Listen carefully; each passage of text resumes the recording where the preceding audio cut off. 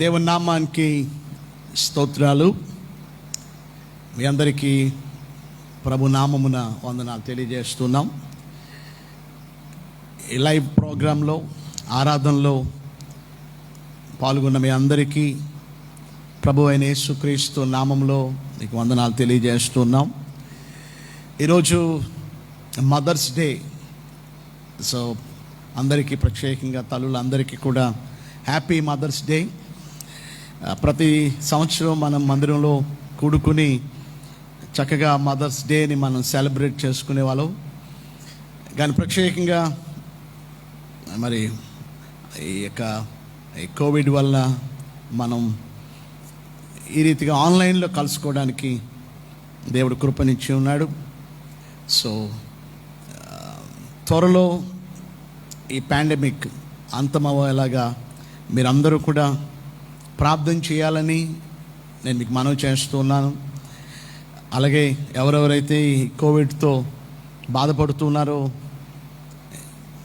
వారి కూడా దేవుడు అద్భుత రీతిగా వారిని స్వస్థపరిచి దేవుడు మంచి ఆరోగ్యాన్ని ఇచ్చి వారు మరలా కోలుకొని ఆరోగ్యవంతులుగా వారు ఉండేలాగా ప్రతి ఒక్కరూ కూడా దయచేసి మీరు అందరూ ప్రార్థన చేయాలని మనవి చేస్తున్నాం.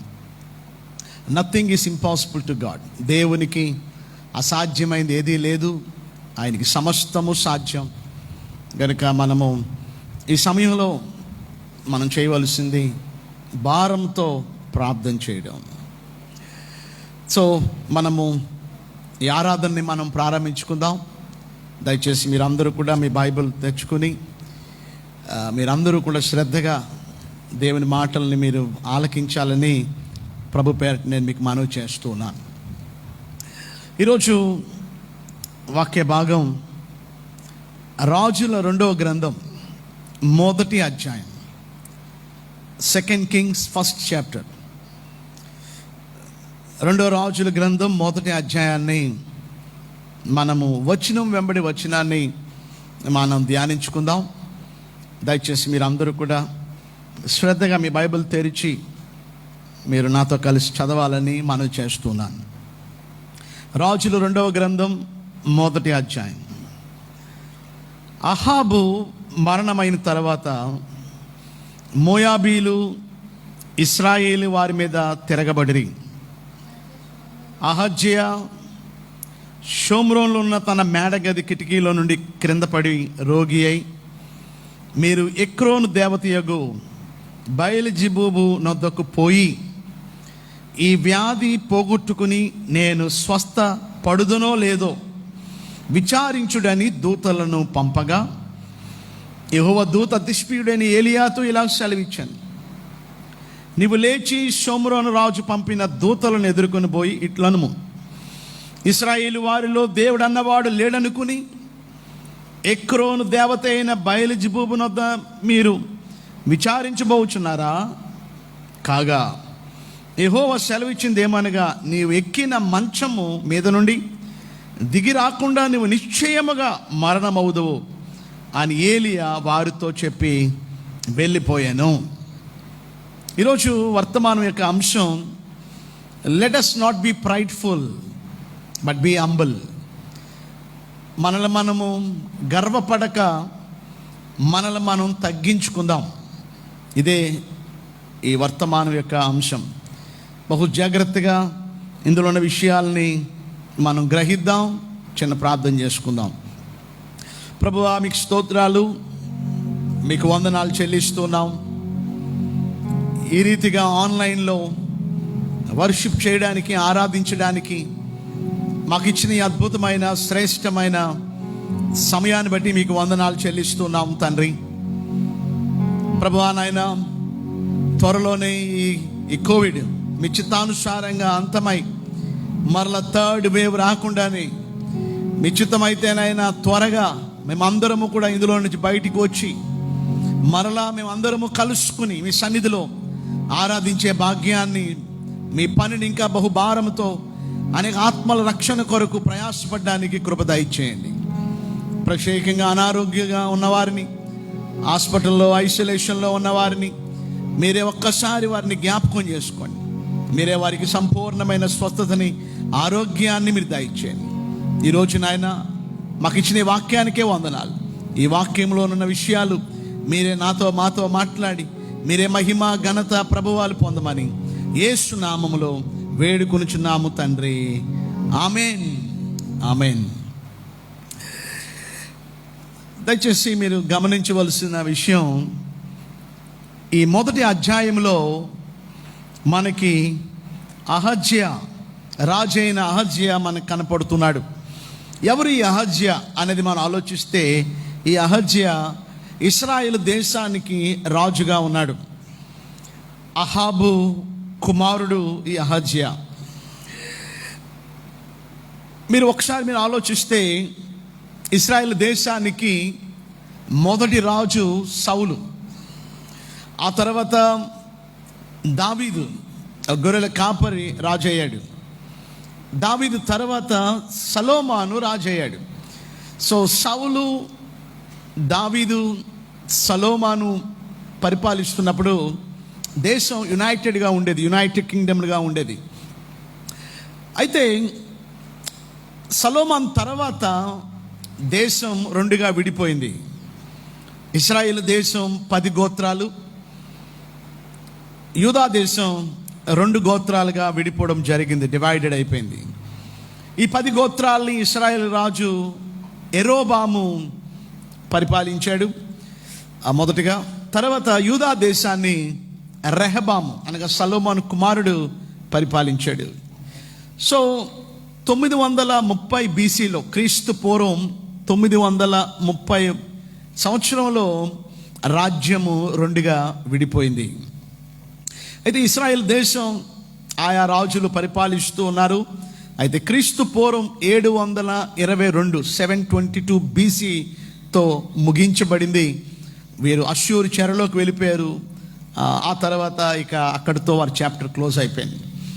ఇశ్రాయేల్ చరిత్ర ముగించబడింది, కానీ యూదా దేశం వారి రాజ్యం ఇంకా మరొక 132 సంవత్సరాలు వారు పరిపాలించారు. ఇక 132 సంవత్సరాల తర్వాత వారు కూడా ఇశ్రాయేలీలు అష్షూరు చెరలోకి వెళ్ళినట్టు వీరు బబులోను చెరలోకి వెళ్ళిపోయారు.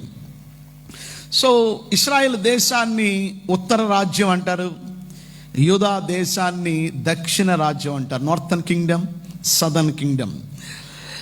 అయితే ఈ దేశం రెండుగా విడిపోయిన తర్వాత ఇశ్రాయేల్ దేశాన్ని 20 మంది రాజులు పరిపాలించారు. 20 కింగ్స్. ఈ డివైడెడ్ కింగ్డమ్ని 20 మంది రాజులు పరిపాలించారు. కానీ విచారకరమైన విషయం ఏంటంటే, ఈ 20 మందిలో కనీసం ఒక మంచి రాజు కూడా లేడు. అందరూ చెడ్డవారే, అందరూ దుష్టులే. ఒక మంచి రాజు అనేవాడు ఇశ్రాయేల్ దేశంలోనే కనపడలే. 20 మంది రాజులు దుష్టులే. అయితే యూదా దేశాన్ని ఇక్కడ కూడా 20 మంది రాజులు పరిపాలించారు. 19 మంది రాజులు, ఒక రాణి, 19+1 క్వీన్. ఎవరో చెప్తారా క్వీన్ పేరు? ఏమండి? యూదా దేశాన్ని పరిపాలించింది 20 మంది రాజులు. అంటే అందులో 19 మంది రాజులు, ఒక రాణి. ఆ రాణి పేరు అతల్యా. ఈ 20 మంది రాజుల్లో మీరు గమనిస్తే 8 మంది మంచివారు ఉన్నారు. యూదా దేశంలో మాత్రం కనీసం 8 మంది మంచి రాజులు ఉన్నారు, 12 మంది చెడ్డవారిగా ఉన్నారు. సో యూదా దేశంలో కనీసం ఒక 8 మందైనా మంచివారు ఉన్నారు, మంచి రాజులు ఉన్నారు. కానీ ఇశ్రాయేల్ దేశంలో ఒక్కడు కూడా సరైన రాజుగా లేడు. అందరూ దుష్టులు, ఆల్ ఆర్ వికెడ్ కింగ్స్గానే ఉన్నట్టుగా మనం చూస్తున్నాం. అయితే ఇప్పుడు ఈ అహజ్యా, ఈ 2వ రాజులు మొదటి అధ్యాయంలో చదువుతున్న ఈ అహజ్యా, ఇతడు ఇశ్రాయేల్ దేశానికి, ఈ డివైడెడ్ కింగ్డమ్ ఇశ్రాయేల్ దేశానికి 9వ రాజుగా ఉన్నాడు, 9th కింగ్గా ఉన్నాడు. మరి ఇతడు కేవలం 2 years లోపే, 2 సంవత్సరాల లోపే ఆయన పరిపాలించాడు ఇశ్రాయేల్ దేశాన్ని. సో ఈ అధ్యాయాన్ని మనం చదువుతున్నాం కనుక జస్ట్ కొంత మనకి ఈ చరిత్ర అవసరం కనుక నేను మీకు తెలియపరిచాను. ఇప్పుడు మనం మొదటి అధ్యాయము మొదటి వచనాన్ని చదువుకుందాం. రాజుల 2వ గ్రంథం మొదటి అధ్యాయము మొదటి వచనం. అహాబు మరణమైన తర్వాత మోయాబీయులు ఇశ్రాయేలు వారి మీద తిరగబడిరి. సో దీనికి ముందు అహజ్యాకి ముందు అహాబు పరిపాలించాడు ఇశ్రాయేల్ దేశాన్ని. అయితే అహాబు చనిపోయిన తర్వాత, అహాబు మరణమైన తర్వాత ఈ మోయాబీలు ఇశ్రాయేల్ మీద తిరగబడ్డారు. సో ఇప్పుడు అహజ్యా వారితో యుద్ధం చేయాలి. అయితే ఇక్కడ మీరు గమనిస్తే అహజ్యా ఈ మోయాబీలతో యుద్ధం చేయలేదు. ఎందుకు చేయలేదంటారు? కారణం భయం. ఎందుకంటే అహజ్యా ఒకవేళ ఈ మోయాబీలతో నేను యుద్ధం చేస్తే, ఆ యుద్ధంలో ఒకవేళ నేను చనిపోతానేమో, నేను చచ్చిపోతానేమో, నాకు అపజయం కలుగుతుందేమో అనే ఒక ఫియర్తో, ఆ భయంతో ఈ అహజ్యా మోయాబీలతో యుద్ధం చేయలే. అయితే అతడు అంతఃపురంలోనే, రాజనగరంలోనే ఉన్నాడు, బయటికి ఎక్కడికి వెళ్ళా. కానీ 2వ వచనం మీరు గమనిస్తే అహజ్యా షోమ్రోన్లోనున్న తన మేడ గది కిటికీలో నుండి క్రింద పడి రోగి అయి మీరు ఎక్రోను దేవత యొక్క బయలుజిబూబు నద్దకు పోయి. చూడండి, అతడు అంతఃపురంలోనే ఉన్నాడు, రాజనగరంలోనే ఉన్నాడు, అంటే ఎక్కడికి బయటికి వెళ్ళా, లోపలే ఉన్నాడు. ఆయనకి ద సేఫెస్ట్ ప్లేస్, అంటే సేఫెస్ట్ ప్లేస్ ఏమండి, సురక్షితంగా ఉండే స్థలం ఏదైనా ఉంది అని అంటే అది అంతఃపురమే, ఆ ప్యాలెసే.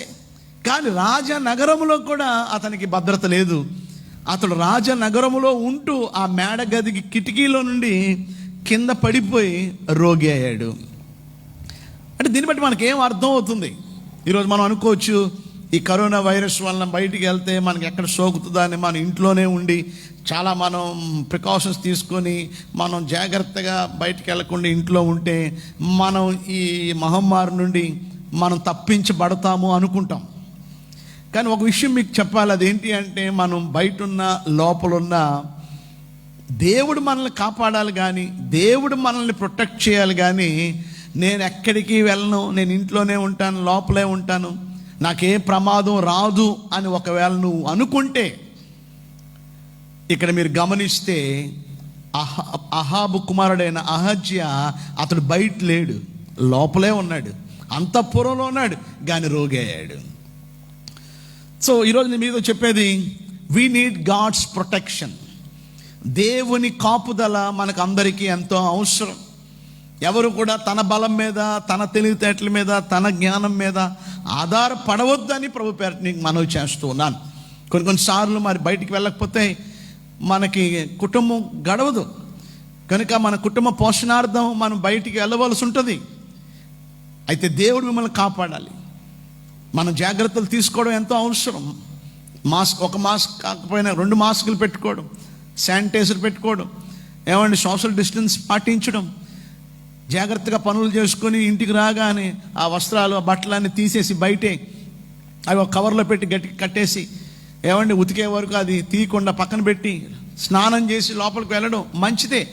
బయటికి వెళ్ళండి, పనులకు వెళ్ళండి, తప్పులేదు.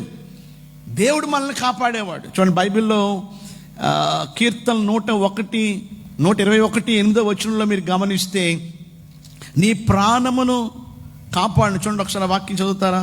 కీర్తనలు 121వ అధ్యాయం, అందరికీ తెలిసిన వాక్యం, 8వ వచనంలో, ఆయన నీ ప్రాణమును కాపాడును, ఇది మొదలుకొని నిరంతరము నీ రాకపోకల యందు యెహోవా నిన్ను కాపాడును. ఆమేన్. నీ రాకపోకల్లో, నువ్వు బయటికి వెళ్ళేటప్పుడు, వచ్చేటప్పుడు, నీ పనిలో, నీ డ్యూటీలో, నీ వ్యాపారంలో, నీ మార్గం అంతట్లో దేవుడే కాపాడుతాడు. కనుక ఈరోజు మనం ఆ విషయాన్ని మనం తెలుసుకోవాలి.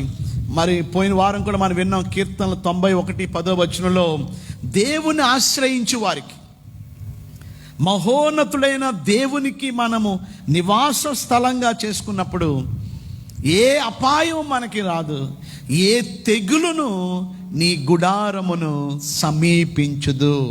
If you make God as your refuge, if you make God the most high God as your shelter, no evil conquer you. దేవుడే మనల్ని కాపాడుతాడు. No plague will come near to your home. నీ గదిలోకి, నీ ఇంటిలోకి కూడా సమీపించదు. కనుక ఈరోజు ఒక విషయాన్ని మనం గమనించాలి. మొదటిగా ఈరోజు అహజ్యా బయట లేడు, లోపలే ఉన్నాడు. సురక్షితంగా నేను ఉంటాను, నాకు ఏ భయం లేదు అనుకున్నాడు. కానీ అతడు అనుకోకుండా సడన్గా అతడు మేడ గది కిటికీలో నుంచి కింద పడిపోయి రోగి అయ్యాడు. సో మనల్ని దేవుడు కాపాడాలి, దేవుడే మనకి తోడుగా ఉండాలి. 2వ వచనాన్ని చదువుకుందాం. అహజ్యా షోమ్రోనులో ఉన్న తన మేడ గది కిటికీలో నుండి క్రింద పడి రోగి అయి, మీరు ఎక్రోను దేవతయగు బయల్జెబూబు నద్దకు పోయి ఈ వ్యాధి పోగొట్టుకొని నేను స్వస్థ పడుదునో లేదో విచారించుడని దూతలను పంపగా. ఈ అహజ్యా ఒక ఫులిష్ కింగ్ లాగా ఉన్నాడు. అతడు చేసిన పొరపాటు ఏంటి అంటే, అతడు ఎక్రోను దేవత దగ్గరికి వెళ్ళాడు. ఎక్రోను దేవత దగ్గరికి పంపాడు. ఎక్రోన్ అనగా ఫిలిస్తీన్లు పట్టణంలో ఒక పట్టణం. ఫిలిస్తీ దేశంలో 5 పట్టణాలు ప్రాముఖ్యమైనవి. నేను చాలాసార్లు మీతో చెప్తున్నాను. గాజా, గాదు, ఎష్దోదు, ఎష్కిలోను, ఎక్రోను, 5 పట్టణాలు, ముఖ్యమైన పట్టణాలు. సో ఇది ఎక్రోను దేవత. ఈ బయల్జెబూబు అనేది ఎక్రోను దేవత, అంటే అన్య దేవత, ఫిలిస్తీన్ల దేవత, ఇశ్రాయేలు దేవుడు కాదు. ఫిలిస్తీన్ల దేవత దగ్గరికి నేను బాగుపడతానా లేదో, నేను స్వస్థత పడతానో లేదో వెళ్ళి విచారించుడని కొంతమంది దూతల్ని ఈ అహజ్యా పంపడం ఎంత విచారకరమో ఆలోచించండి. ఈ బయల్జెబూబు అనగా అర్థం ఏంటంటే లార్డ్ ఆఫ్ ఫ్లైస్. బయల్జెబూబు ఈగల దేవుడు. ఎవరంటే అండి ఈయన ఈగల దేవుడు. అంటే ఆ దినాల్లో ఈగల వల్ల కొన్ని రకాల జబ్బులు వచ్చినప్పుడు వారు ఆ జబ్బులు పోవడానికి వారు ప్రార్థించేవారు, వారు పూజలు చేసేవారు. సో ఆ విధంగా ఆ బయల్జెబూబుని వారు దేవతగా ఆరాధించే వాళ్ళు ఇశ్రాయేలీయులు కాదు, ఫిలిస్తీన్లు. అయితే ఈయన అహజ్యా ఇశ్రాయేలు రాజు. అతడు దేవుడి దగ్గరికి వెళ్ళకుండా, దేవుడి దగ్గర విచారణ చేయకుండా, దేవుడి దగ్గర మొర్ర పెట్టకుండా అతడు కొంతమంది దూతల్ని, మెసెంజర్స్ని ఎక్కడికి పంపాడండి? ఎక్రోను దేవత దగ్గరికి, బయల్జెబూబు దగ్గరికి పంపాడు. ఈ దినాల్లో కూడా అనేక మంది ఏమండి నిజమైన దేవుడి దగ్గర రాకుండా, ఏదైనా అనారోగ్యం వచ్చినప్పుడు, ఏదైనా సమస్య వచ్చినప్పుడు చాలామంది అన్య దేవతల్ని, అన్య పద్ధతుల్ని అనుసరించడం చాలా బాధాకరం. కొంతమంది ఇంకా క్రైస్తవులని చెప్పుకుంటారు, విశ్వాసులని చెప్పుకుంటారు. కష్టం వస్తే, సమస్య వస్తే, అనారోగ్యం వస్తే చేతబడుల దగ్గరికి వెళ్తారు, కర్ణ పిశాచుల దగ్గరికి వెళ్తారు, సోదిగాండ్రుల దగ్గరికి వెళ్తారు. ఏమండి అక్కడ ఇక్కడికి పరిగెడుతూ ఉంటాను. ఈరోజు ఎంతో బాధాకరం. ఇక్కడ మీరు గమనిస్తే అహజ్యా చేసిన పని అది.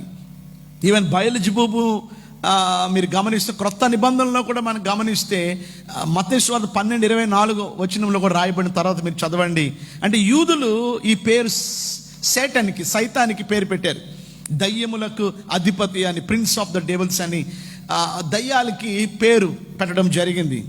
సో దయ్యాల అధిపతి అని ఆ బయల్జెబూబు అని మనం క్రొత్త నిబంధనలో కూడా మనం చూస్తున్నాం.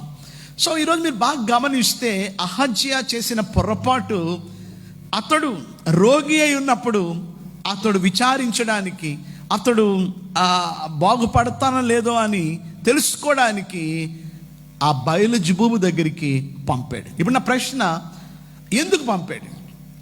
ఎందుకు అహజ్యా బయల్జెబూబు దేవత దగ్గరికి దూతలను పంపాడు? 5 కారణాలు చెప్తాను, రాసుకోండి. మొదటి కారణం, అహజ్యా నిజ దేవుడైన యెహోవా మీద నమ్మకం లేదు. రాసుకోండి. మొదటిది, అహజ్యాకు నిజ దేవుడైన యెహోవా మీద నమ్మకము లేదు. నిజంగా ఈ రాజుకి నమ్మకం ఉంటే ఎందుకు బయలుదేవత దగ్గరికి దూతలను పంపిస్తాడు? ఎందుకు ఆ అన్య దేవతలను ఆశ్రయిస్తాడు? ఈ దినాల్లో అనేక మంది క్రైస్తవులని చెప్పుకుంటూ ఇంకా చాలామంది చేతబడుల దగ్గరికి, ఇంకా కొంతమంది ఈ తాయితుల దగ్గరికి, ఈ రకరకాల కర్ణ పిశాచుల దగ్గరికి, సోదిగాండ్రుల దగ్గరికి వెళ్ళడానికి కారణం ఎందుకు? They have no trust in God. దేవుడి మీద వారికి నమ్మకం లేకపోవడం వల్లనే కదా. నమ్మకం ఉంటే ఎందుకు వెళ్తాం? ఈరోజు చాలా విచారకరమైన విషయం, బయల్జెబూబు దగ్గరికి, ఈ అన్య దేవత దగ్గరికి అహజ్యా పంపడానికి కారణం మొదటిది దేవుడి మీద నమ్మకం లేకపోవడం వలన. రెండవది మీరు గమనిస్తే అతడు ఎందుకు పంపాడు అంటే, అహజ్యా, రెండవది రాసుకోండి, నిజ దేవునితో తనకి సంబంధం వద్దు అనుకున్నాడు. Cut off. నిజ దేవుడైన యెహోవాతో తనకు సంబంధం వద్దు అనుకున్నాడు. ఈరోజు ఒక విషయం మీరు గమనించాలి. దేవాది దేవుడు తన ప్రజలు తనతో తప్ప ఎవరితోనూ సంబంధం ఉండకూడదని దేవుడు ఆదేశిస్తున్నాడు. చూడండి, దేవుడు ఆదేశం ఏంటండి? తన ప్రజలు తనకు తప్ప ఎవరితోనూ సంబంధం ఉండకూడదు. అంటే తనకు తప్ప ఎవరిని ఆశ్రయించకూడదని దేవుడు ఆదేశిస్తుంటే, అహజ్యా చేసిన పని ఏంటండి? దేవుణ్ణి ఆశ్రయించడం మానేసి, దేవుడి దగ్గరికి రావడం మానేసి, అతడు బయలుజెబూబు దగ్గరికి వెళ్ళడం. బైబిల్ సెలవిస్తుంది, దేవుడు ఇచ్చిన 10 ఆజ్ఞల్లో ద ఫస్ట్ కమాండ్మెంట్ ఏమిటండి? నిర్గమకాండం 20 అధ్యాయం 1-6 వచనాలు మీరు గమనిస్తే, నీ దేవుడైన యెహోవాను నేను తప్ప వేరొక దేవుడు నీకు ఉండకూడదు. ఈరోజు ఇశ్రాయేలు రాజు, దేవుడే ఆయన్ని ఆ రాజ్యంలో ఆ సింహాసనం మీద కూర్చుండబెట్టాడు. దేవుడే ఆ స్థాయి ఇచ్చాడు, దేవుడే అంతగా హెచ్చించాడు. కానీ దేవుడి యందు కృతజ్ఞత లేకుండా, కృతజ్ఞత హీనుడిగా నిజ దేవుడైన యెహోవాను ఆశ్రయించక అతడు బయలుజెబూబు దగ్గరికి వెళ్ళడానికి గల కారణం, రెండోది దేవుడితో తనకు ఉండవలసిన సంబంధం కట్ ఆఫ్ చేసుకున్నాడు, ఉండకూడదని నిర్ణయించుకున్నాడు. మూడవది మీరు గమనిస్తే, ఈ విధంగా అహజ్యా బయలుజెబూబు దగ్గరికి వెళ్ళి పెద్ద తప్పు చేశాడు, పెద్ద పొరపాటు చేశాడు. అంటే దాని అర్థం ఏంటంటే, అతడు బయలుజెబూబుని, ఆ దేవతని ఘనపరిచితుడు చేశాడు, దేవుణ్ణి అవమానపరిచితుడు చేశాడు. నిజ దేవుడి దగ్గర రాకుండా, నిజంగా నిజ దేవుడి దగ్గరికి రావాలంటే ఎవరి దగ్గరికి పంపాలి ఈ దూతల్ని? చెప్పండి, ఎవరి దగ్గరికి పంపాలి? తిష్పీడని ఏలియా దగ్గరికి, అనగా దైవజనుడని ఏలియా దగ్గరికి పంపాలి. కానీ దైవజనుడని ఏలియా దగ్గరికి రాకుండా, దైవజనుడు ఏలియా అక్కడ వాళ్ళ రాజ్యంలో వారి దగ్గర ఉన్నాడు, కానీ ఆ కర్మేల్ పర్వతం దగ్గర ఉన్నాడు, కానీ అక్కడికి రాకుండా ఏమండి వేరే దూరదేశంలో ఎక్కడో ఫిలిస్తీన్ దేశంలో ఉన్న ఆ ఎక్రోను దేవతకి దగ్గర అంటే ఎవరిని గణపరుస్తున్నట్టండి? ఆ దేవతను గణపరుస్తున్నాడు, నిజ దేవుణ్ణి అవమానపరుస్తున్నాడు. ఈరోజు కూడా నువ్వు కూడా దేవుడి దగ్గర రాకుండా అక్కడిక్కడికి తిరుగుతున్నావంటే, నువ్వు దేవుణ్ణి అవమానపరుస్తున్నావా లేక దేవుణ్ణి గణపరుస్తున్నావా? ఒకసారి నిన్ను పరీక్ష చేసుకోవాలి. బైబిల్ సెలవిస్తుంది, నన్ను గణపరచు వారిని నేను గణపరచుదును, నన్ను తృణీకరించు వారు తృణీకారమొందుదురు. ఈరోజు అహజ్యా చేసిన పెద్ద తప్పు ఏంటంటే, అహజ్యా చేసిన పెద్ద పొరపాటు ఏంటి అంటే, అతడు దేవుడికి ఇవ్వాల్సిన మహిమ ఆ దేవతకి ఇచ్చాడు. దేవుడికి ఇవ్వాల్సిన ఆ ఘనత దేవతకిచ్చి దేవుణ్ణి అవమానపరిచాడు. అక్కడున్న దైవజనుణ్ణి ఏలియాని అవమానపరిచాడు. ఈరోజు నువ్వు కూడా అవమానపరిచే పనులు చేస్తున్నావంటే, this is the time to repent. మనం సరి చేసుకోవాల్సిన అవసరత ఎంతైనా ఉంది. నాలుగవదిగా మీరు గమనిస్తే, అహజ్యా ఈ బయలుజెబూబు, ఈ ఈగల దేవుడి దగ్గరికి ఎందుకు పంపాడు అంటే, దాని అర్థం ఏంటి? ఇశ్రాయేలు దేవునికి శక్తి లేదని కదా అర్థం. ఏమండి, ఇశ్రాయేలు దేవునికి శక్తి లేదు, ఇశ్రాయేలు దేవుడు ఏమీ కాపాడలేడు, ఇశ్రాయేలు దేవుడు ఏమీ చేయలేడు అనే కదా వాడి ఉద్దేశం. అందుకే కదా అతడు దేవుణ్ణి విడిచిపెట్టాడు, నిజ దేవుణ్ణి విడిచిపెట్టాడు. ఏమండి, గొప్ప భక్తుడైన దైవజనుడైన ఏలియాని విడిచిపెట్టాడు. నిజంగా అతడికి దేవుడిలో శక్తి ఉంది, దేవుడు తప్పగా గొప్ప కార్యం చేస్తాడని నమ్మకం ఉంటే, శక్తి గల దేవుడాన్ని విశ్వసిస్తే అతడు దైవజనుడి దగ్గరికి పంపేవాడు. మరి దైవజనుడిని ఎందుకు విడిచిపెట్టాడు? దేవుడిని ఎందుకు విడిచిపెట్టాడు? ఎందుకు ఆ బయలుజెబూబు దగ్గరికి, ఆ ఈగల దేవుడి దగ్గరికి ఎందుకు వెళ్ళాడు?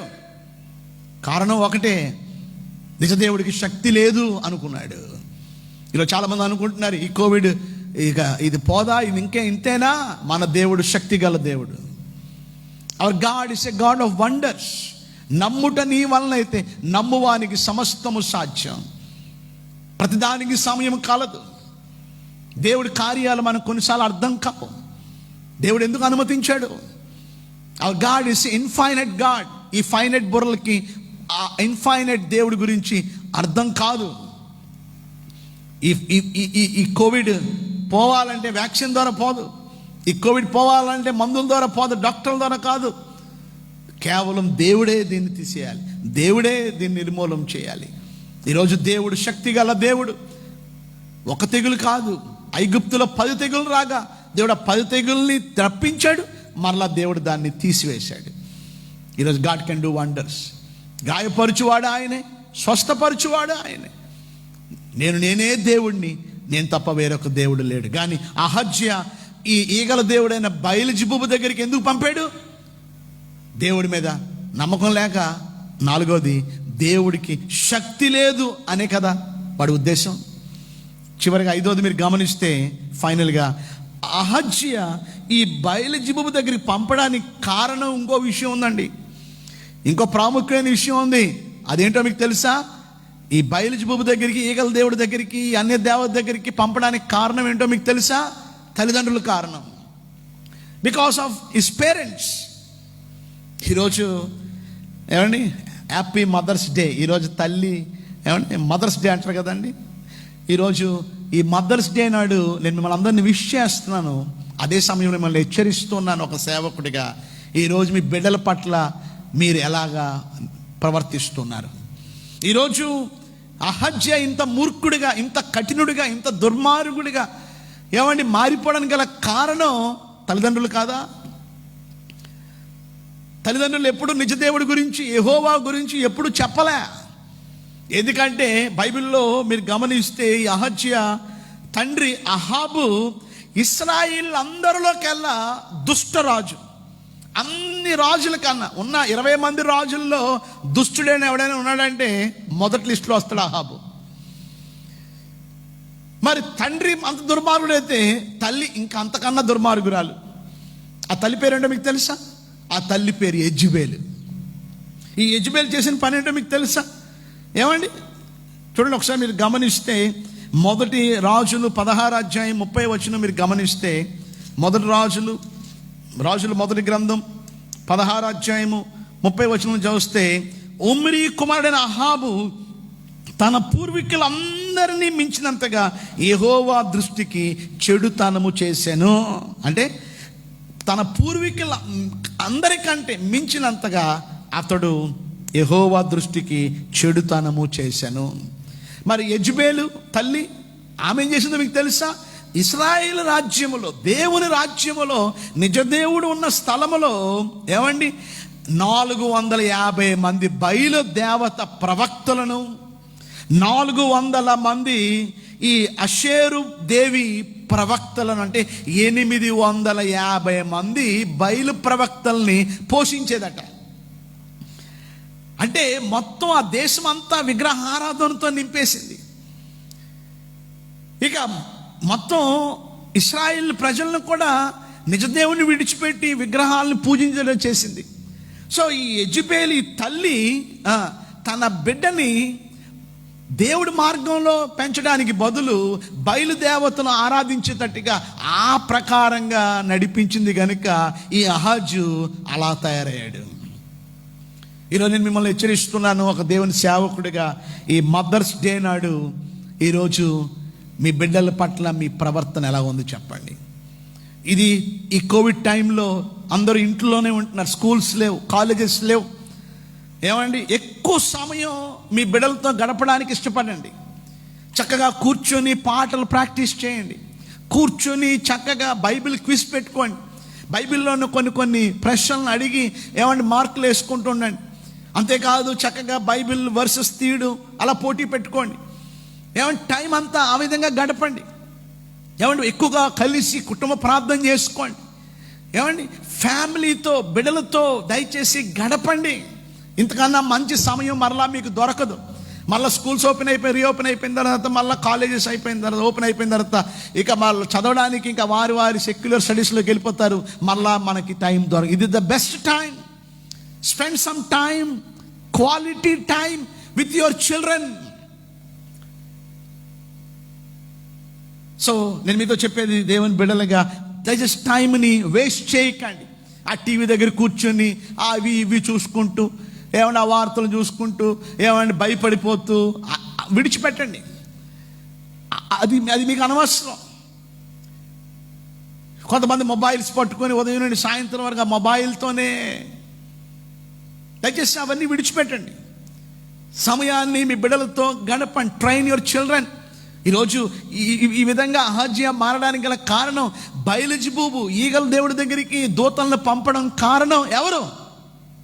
తల్లిదండ్రులు, పేరెంట్స్. చూడండి, ఈ ముందు ఒకసారి 2వ రాజుల గ్రంథం, అంటే మీరు మొదటి అధ్యాయంలో ఉన్నారు, వెనక్కి పేజీకి వెళ్ళండి. మొదటి రాజులు 22వ అధ్యాయం చూడండి.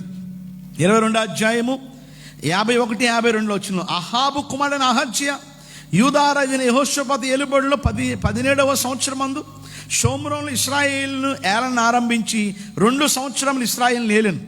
అతడు, అండర్లైన్ చేసుకోండి 52వ వచనంలో, అతడు యెహోవా దృష్టికి చెడుతనము జరిగించి తన తల్లిదండ్రులిద్దరు ప్రవర్తనను, ఇశ్రాయేలు వారి పాపము చేయట కారకుడైన నెబాతు కుమారుడైన యెరోబాము ప్రవర్తనను అనుసరించి ప్రవర్తించుచూ వచ్చాను.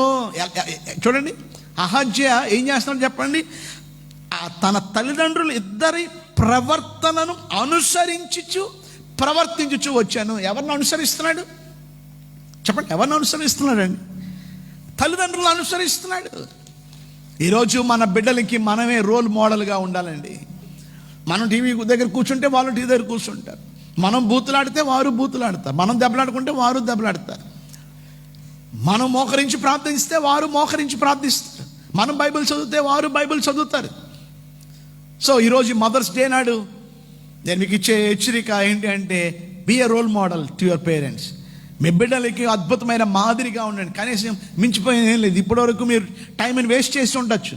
ఇప్పటి నుంచే, ఈ రోజు నుండి, ఈ మదర్స్ డే నుండైనా దయచేసి మీ సమయాన్ని, ఎక్కువ సమయం మీ బిడ్డల దగ్గర గడపండి. వారు ఎల్కేజీ కావచ్చు, వాళ్ళు పీజీలో ఉండవచ్చు, ఎవరైనప్పటికీ వారు మీకు చిన్న బిడ్డలే కనుక దయచేసి బిడ్డల పట్ల శ్రద్ధ కలిగి ఉండండి. ఈరోజు బయలుజెబూబు దగ్గరికి, ఈ అన్య దేవతల దగ్గరికి వెళ్ళడానికి గల కారణం 5వది మనం చూసాం, తల్లిదండ్రులు. 3వ వచనం 4వ వచనం చదువుకుందాం. మళ్ళీ మన భాగంలోకి వద్దాం.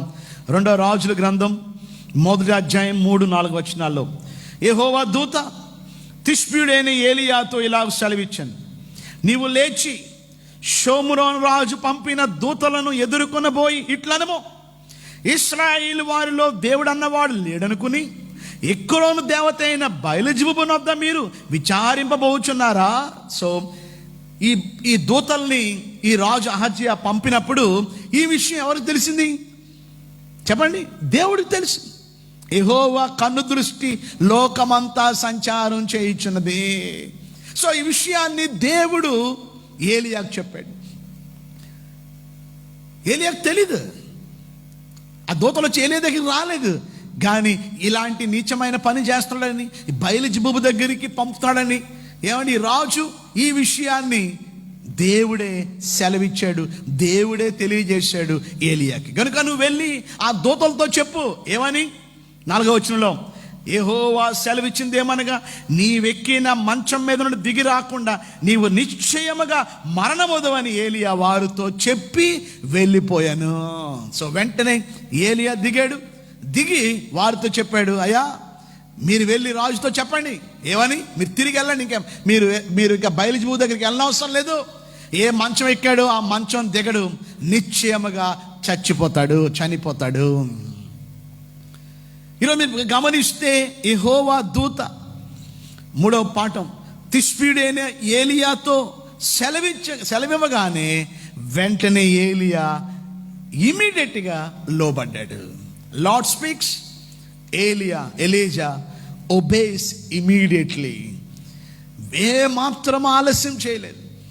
వెంటనే దేవుడు చెప్పడం, ఆ దూత చెప్పడం, వెంటనే ఏలియా లోబడ్డం, దేవుడు చెప్పవలసిన సందేశాన్ని, దేవుడు చెప్పవలసిన మాటని ఆ దూతలకి చెప్పాడు.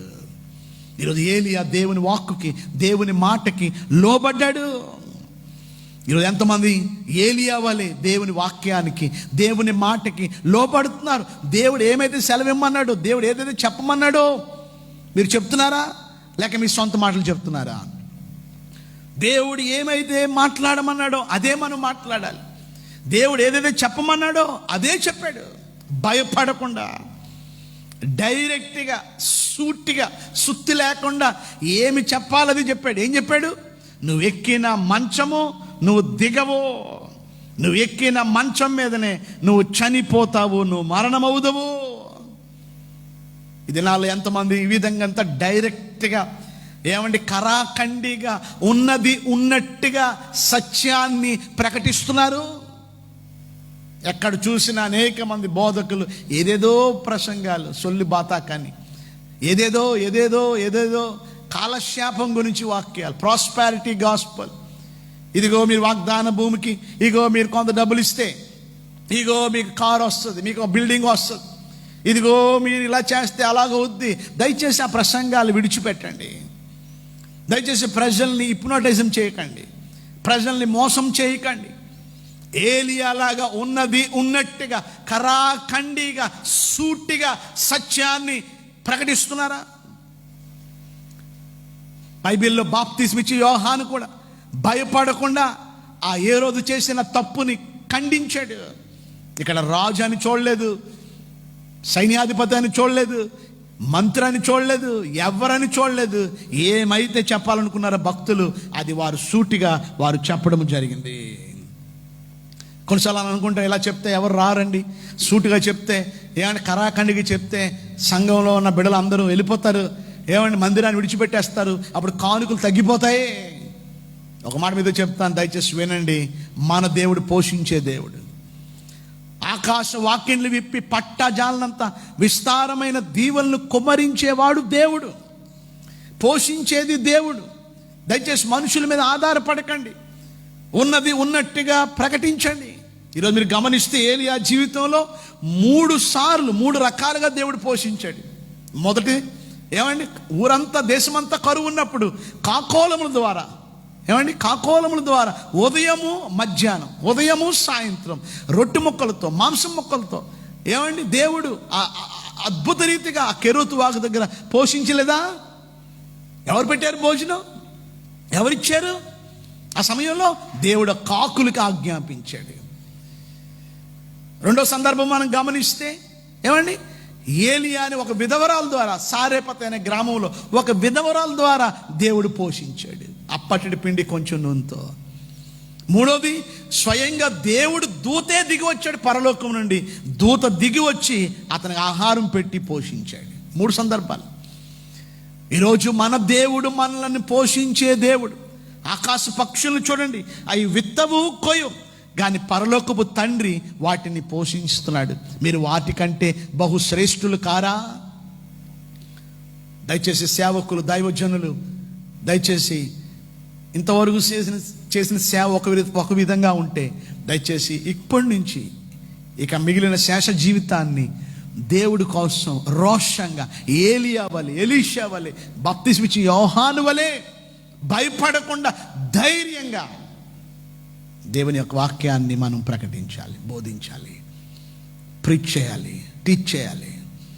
ఎలా చేయాలి?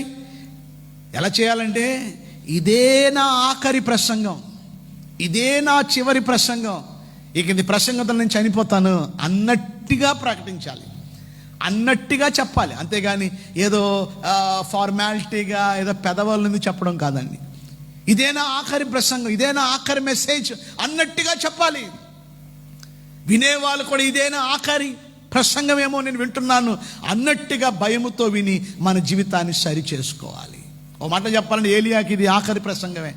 ఎందుకంటే ఏలియా ఈ తర్వాత 2వ అధ్యాయంలోకి రాగానే మనం గమనిస్తే ఏలియా ఆరోహణమైనట్టు, దేవుడు అతన్ని కొనిపోడినట్టుగా, అతన్ని పరలోకాన్ని తీసుకువెళ్ళినట్టుగా మనం చూస్తున్నాం.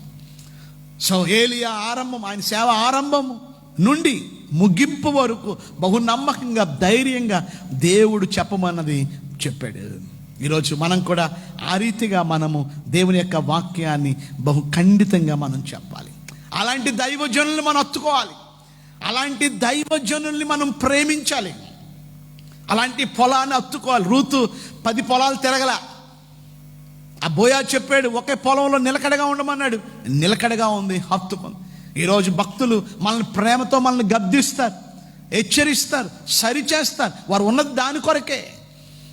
కనుక దయచేసి వారి మీద అలిగి కోప్పడి వారిని విడిచిపెట్టి వేరే దగ్గరికి వెళ్ళకండి.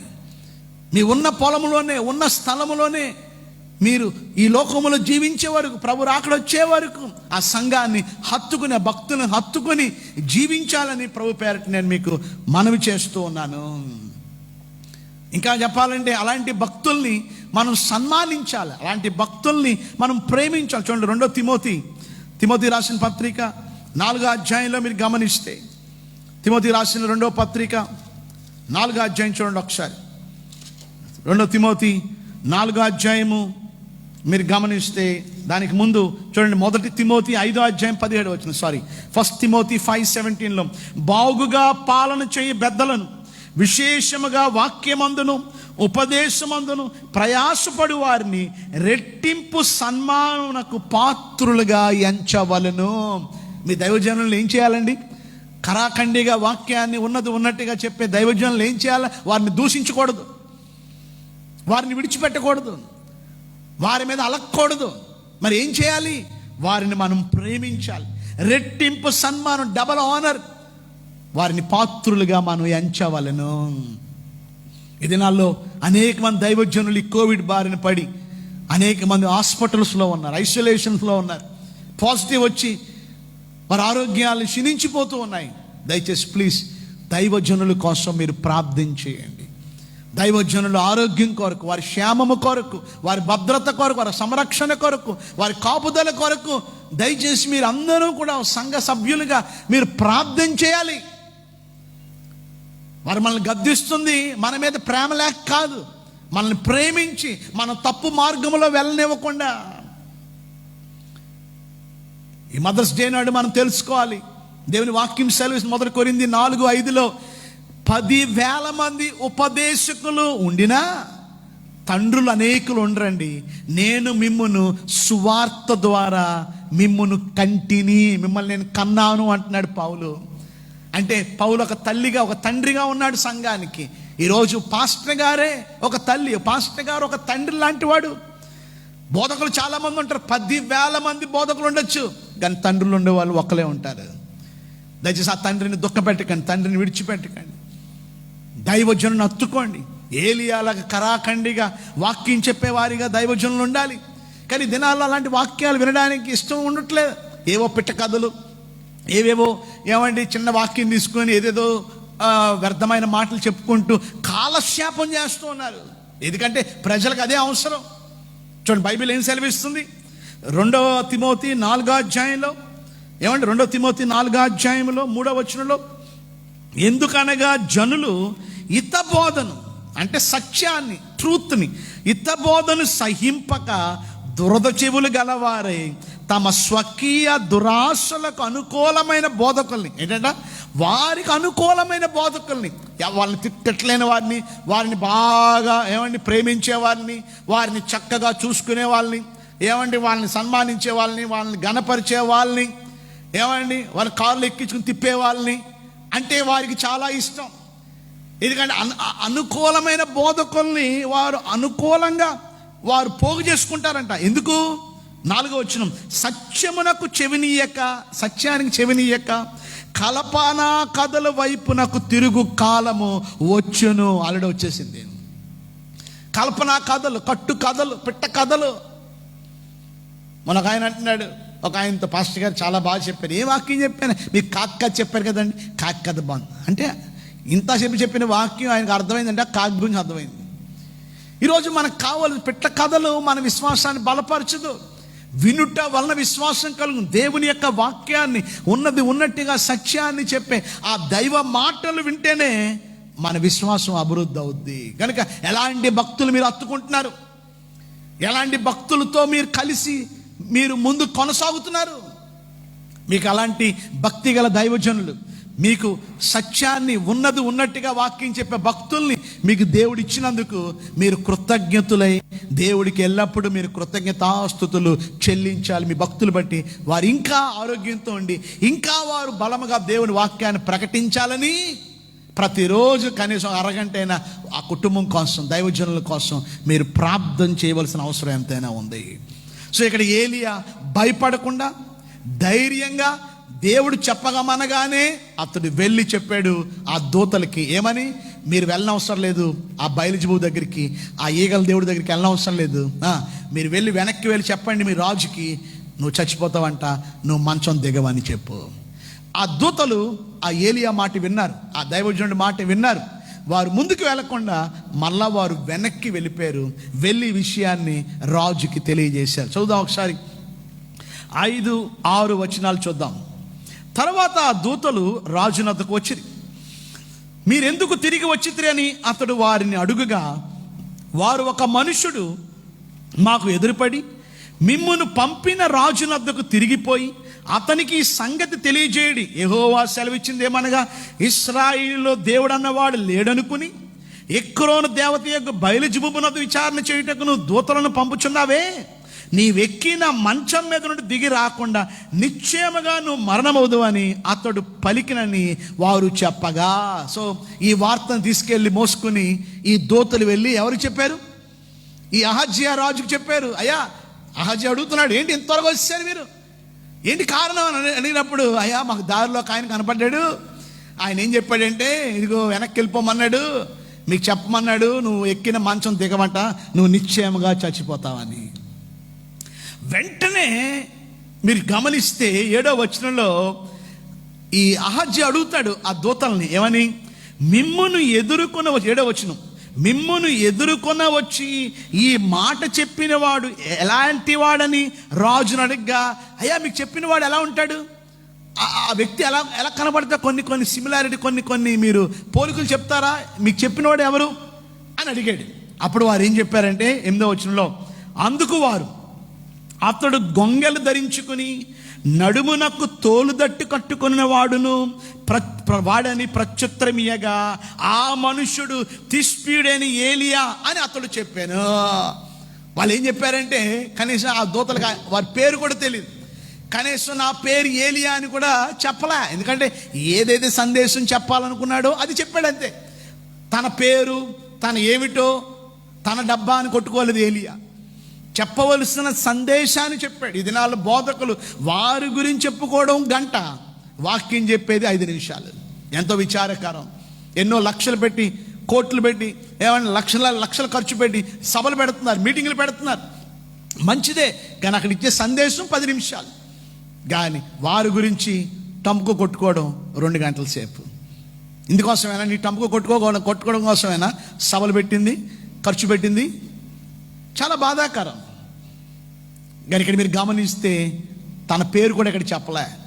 కానీ వాళ్ళు చెప్తున్నారు ఎలా ఉన్నాడంటే, అతడు గొంగలు ధరించుకున్నాడు, సింపుల్ డ్రెస్, గొంగలు ధరించుకున్నాడు, నడుమునకు తోలుదట్టు కట్టుకున్నాడు అని ప్రత్యుత్తరం ఇయ్యగా వెంటనే చెప్పాడు అహజ్యా ఏమని, అతడు తిష్పీడైన ఏలియా అంటే గుర్తుపెట్టేశాడు. ఎవరని?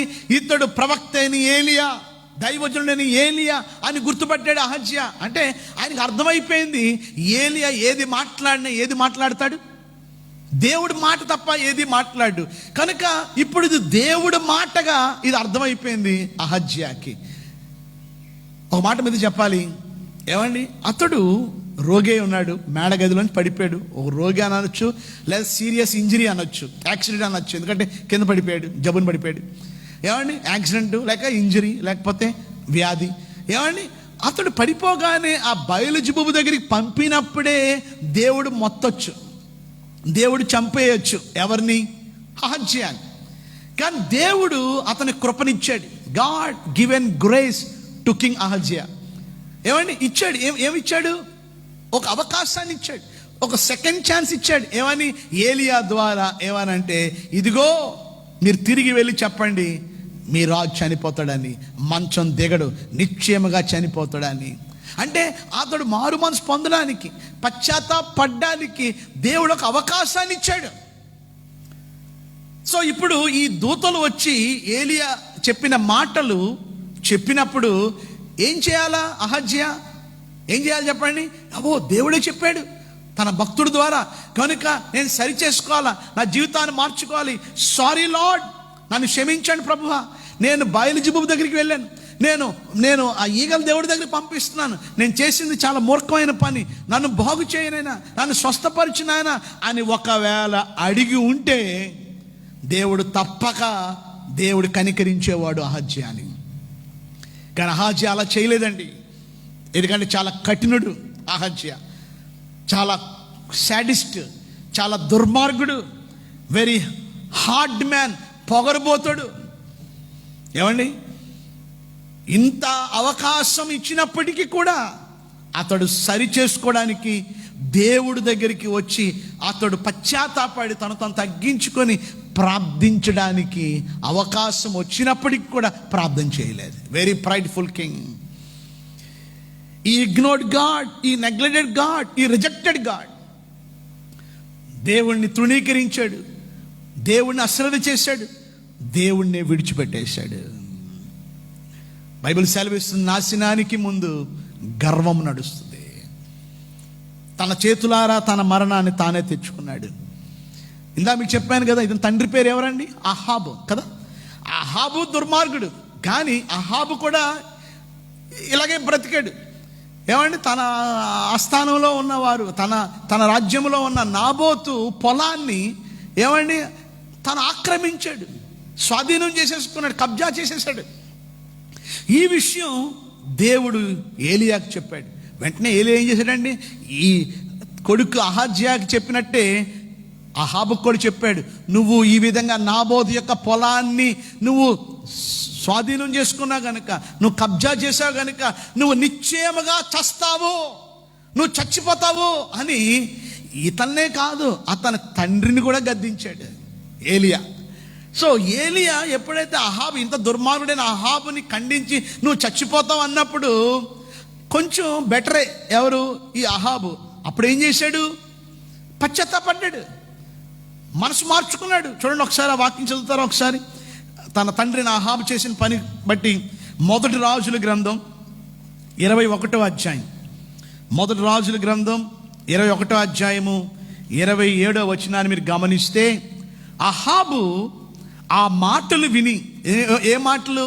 ఏలియా చెప్పిన మాటలు, నువ్వు చస్తావు, ఎందుకంటే నీది కాందాన్ని నువ్వు ఆక్రమించావు, నువ్వు చస్తావు అని చెప్పినప్పుడు ఈ మాటలు రాజైన అహాబు విని తన వస్త్రములను చింపుకొని, చూడండి అండర్లైన్ చేసుకోండి అక్కడ, తన వస్త్రములను చింపుకొని గోనె బట్ట కట్టుకుని ఉపవాసం ఉండి గోనె బట్ట మీద పరుండి వ్యాకుల పడుచుండగా. ఈ పని అయినా చేశాడా అహజ్యా? ఏమండి, వస్త్రాలు చింపుకున్నాడా అహజ్యా? గోనె బట్ట కట్టుకున్నాడా? ఉపవాసం ఉన్నాడా? కానీ అహాబు చేశాడు. 28వ వచనం, యెహోవా వాక్కు తిష్బీయుడైన ఏలియాకు ప్రత్యక్షమై ఇలాగు సెలవిచ్చాను, అహాబు నాకు భయపడి, చూడండి ఇంత దుర్మార్గుడైనా దేవునికి భయపడి వినయముగా ప్రవర్తించుట చూచితివా? నాకు భయపడి అతడు వినయముగా ప్రవర్తించుట చేత ఆ అపాయము అతని కాలమందు సంభవింపకుండా ఆపి అతని కుమారుని కాలమందు అతని కుటుంబీకుల మీదకి నేను దాన్ని రప్పించదను. సో ఆ రావాల్సిన కీడుని, ఆ రావాల్సిన ఉగ్రతను దేవుడు ఏం చేశాడు చెప్పండి? ఆపాడు. ఎందువల్ల? వస్త్రాలు చింపుకున్నాడు, గోనె బట్ట కట్టుకున్నాడు, ఉపవాసం ఉన్నాడు. అంటే అహాబు ఇంత కఠినుడైనా తన్ను తాను తగ్గించుకున్నాడు. ఈరోజు నువ్వు ఎంత ఘోర పాపి, నువ్వు ఎంత దుర్మార్గుడమైనా, ఎంతగా దేవుడిని నువ్వు ఆయాసపరిచి నువ్వు బాధ పెట్టినా, hour God is a God of second chance. దేవుడు రెండో అవకాశాన్ని దేవుడు నీకు ఇస్తున్నాడు. ఇప్పటికైనా పశ్చాత్తాపడు, ఇప్పటికైనా తగ్గించుకో, ఇప్పటికైనా మారు మనసు పొందు, ఇప్పటికైనా మోకరించు, కన్నీళ్లు విడువు, దేవుడి దగ్గర మొర్రపెట్టు. ప్రభువా, నేను మంచాన్ని మీద పడి ఉన్నాను, నేను రోగి అయి ఉన్నాను, నన్ను లేవనెత్తండి, నన్ను బాగు చేయండి అని అహజ్యా అడిగి ఉంటే దేవుడు తప్పక అహాబుని కనికరించినట్టే దేవుడు అహజ్యాన్ని కూడా కనికరించేవాడు. కానీ అహజ్యా అలా చేయలే. ఎందుకంటే అహజ్యా చాలా మూర్ఖుడు, మోటివాడు, దుర్మార్గుడు. సో దేవుడు అవకాశం ఇచ్చినప్పటికి కూడా ఆ అవకాశాన్ని సద్వినియోగం చేసుకోలేకపోయాడు అహజ్యా. తర్వాత వచనం మీరు గమనిస్తే 9-10 వచనాలు మీరు గమనిస్తే, వెంటనే రాజు 50 మందికి అధిపతి అయిన ఒకరిని వాని 50 మందితో కూడా ఏలియా యొద్దకు పంపెను. అతడు కొండ మీద కూర్చుని ఉండగా అధిపతి ఎక్కి అతని సమీపమునకు పోయి, దైవజనుడా, నీవు దిగి రావాలని రాజు ఆజ్ఞాపించుచున్నాడనెను. సో ఇక్కడ మీరు గమనిస్తే ఏమండి, మారవలసిన బదులు, మారు మనసు పొందడానికి బదులు ఏం చేస్తున్నాడు చెప్పండి? అరెస్ట్ వారెంట్ పంపిస్తున్నాడు. అంటే ఇంకా కోపం పోలే, ఇంకా ఉగ్రుడుగా ఉన్నాడు, ఇంకా కోపంతో ఉన్నాడు. ఎవరి మీద? ఏలియా మీద. నన్ను చస్తావా అని అంటాడా? తీసుకురండి, అతను నా దగ్గర తీసుకురండి అని 50 మందిని, ఆ 50 మందికి ఒక కెప్టెన్, ఒక అధిపతిని పంపాడు. ఎవరి దగ్గరికి? ఏలియా దగ్గరికి. కానీ ఏలియా ఏమండి వస్తారని తెలుసు, కానీ భయపడి పారిపోలేదు. ఏలియా ఆ కొండ మీదే కూర్చున్నాడు. ఏ కొండది? కర్మేల్ కొండ. ఆ కర్మేల్ కొండ మీదే కూర్చుని ఉన్నాడు. ఇప్పుడు ఆ కెప్టెన్, ఆ 50 మంది వచ్చి ఏమన్నారు? దైవజనుడా దిగిరా, రాజు ఆజ్ఞాపిస్తున్నాడు, రాజు సెలవిస్తున్నాడు, త్వరగా రా. ఎందుకంటే రాజు చెప్పి లిఫ్ట్ చేయమని. అందువల్ల మేము వచ్చాం నిన్ను అరెస్ట్ చేయడానికి, అరెస్ట్ వారెంట్ తెచ్చామన్నారు. ఇక్కడ మీరు గమనిస్తే కనీసం ఆ రాజుకు బుద్ధి లేదు, కనీసం ఈ సైనికులకైనా బుద్ధి ఉండాలిగా, కనీసం ఈ కెప్టెన్కైనా బుద్ధి ఉండాలి కదా. అక్కడ దైవజనుడితో ఎలా మాట్లాడాలో తెలియలేదు. దైవజనుడికి ఇవ్వాల్సిన రెస్పెక్ట్ ఈ అధిపతి ఇవ్వలే. దైవజనుడికి ఇవ్వాల్సిన గౌరవం ఈ అధిపతి ఇవ్వకుండా తనకున్న పదవిని చూసుకొని మిస్మిసిలాడిపోయి, రాజు పిలుస్తున్నాడు, రాజు ఆజ్ఞాపిస్తున్నాడు, త్వరగా కిందకు దిగిరా అని మాట్లాడాడు. ఇది దైవజనుడు సహించలే. 10వ వచనంలో అందుకు ఏలియా, నేను దైవజనునైతే, ఏంటంట? నేను దైవజనునైతే అగ్ని ఆకాశము నుండి దిగి వచ్చి నిన్ను నీ 50 మందిని దహించునుగాక అని 50 మందికి అధిపతి అయిన వానితో చెప్పగా, అగ్ని ఆకాశము నుండి దిగి వాని 50 మందిని దహించెను. ఏం జరిగింది చెప్పండి? ఏం జరిగింది చెప్పండి? నేను నిజమైన దైవజనుడినైతే అగ్ని దిగి వచ్చి వీరందరినీ దహించబడును గాక అనగానే దేవుడు ఆ ప్రార్థన ఆలకించి అగ్ని రప్పించి మొత్తం 51 మందిని, ఆ 50 మందిని ఆ ఒక్కడిని దహించడం జరిగింది. విచారకరమైన విషయం ఏంటంటే, అగౌరవంగా మాట్లాడింది ఆ కెప్టెన్ ఒక్కడే, అగౌరవంగా మాట్లాడింది ఆ అధిపతి ఒక్కడే. ఆ మిగతా వచ్చిన వాళ్ళు 50 మంది ఏం మాట్లాడలే, కానీ వాళ్ళు కూడా అగ్నికి ఎందుకు ఆహుతి అయిపోయారు? ఎందుకు వాళ్ళు కూడా కాల్చబడ్డారు చెప్పండి? ఎందుకు? ఆ అధిపతితో ఏమన్నా ఆ నీచుడితో వారు కూడా చేయి కలపడం బట్టి, ఆ నీచుడితో కలిసి వారు కూడా సై అండం బట్టి, వారు కూడా కలిసి రావడం బట్టి, నువ్వు ఎవరితో విజ్జోడిగా ఉంటున్నావు? ఎవరితో సహవాసం చేస్తున్నావు? దేవుని వాక్యాన్ని వ్యతిరేకంగా ఉన్న వాళ్ళతో సహవాసం చేస్తున్నావా? దేవుని వాక్యాన్ని విరోధంగా మాట్లాడే వాళ్ళతో సహవాసం చేస్తున్నావా? దైవజనుల్ని చిన్న చూపు చూసే వాళ్ళతో సహవాసం చేస్తున్నావా? జాగ్రత్త, నీ మీద కూడా శిక్ష రాబోతుంది. ఈరోజు వారు ఏ తప్పు చేయలేదు, జస్ట్ వారు ఆ అధిపతితో ఏకీభవించారు. ఈరోజు నీ సహవాసం ఎవరితో? విశ్వాసికి అవిశ్వాసితో పాలెక్కడిది? వెలుక్కి చీకటికి ఏమి పొత్తు అని దేవుని వాక్యం సెలవిస్తుంది. నువ్వు ఎవరితో సహవాసం చేస్తున్నావు? నువ్వు దేవుని బిడ్డలతో ఉంటున్నావా? ప్రత్యేకంగా ఉంటున్నావా? లేకపోతే కలిసిపోతున్నావా? ఈరోజు బైబిల్ గ్రంథంలో మీరు గమనిస్తే వారు 51 మంది చనిపోయారు. అర్థమైపోయింది అహజ్యాకి వెళ్ళిన వారు తిరిగి రాలేదని చనిపోయారని. ఇప్పటికైనా మారాలి, కానీ ముండోడు ఇప్పటికీ మారలే, ఇప్పటికీ చాలా కఠినుడిగా ఇంకొక 51 మందిని పంపించాడు. అంటే 50 మంది, ఆ 50 మందికి ఒక అధిపతిని, అంటే ఇంకొక 51 మందిని పంపించాడు. వారు ఏం చేశారు? ఈ అధిపతి ఏం చేశాడు చూడండి 11వ వచనంలో. మరలా రాజు ఆ 50 మంది మీద అధిపతి అయిన మరి ఒక్కరిని వాని 50 మందితో కూడా పంపగా, వీడు వచ్చి, వీడికైనా బుద్ధి ఉండాలిగా, మొదటోడికి జరిగిందిగా, వీడికైనా బుద్ధి ఉండాలి. వీడు వచ్చి ఏమంటున్నాడు?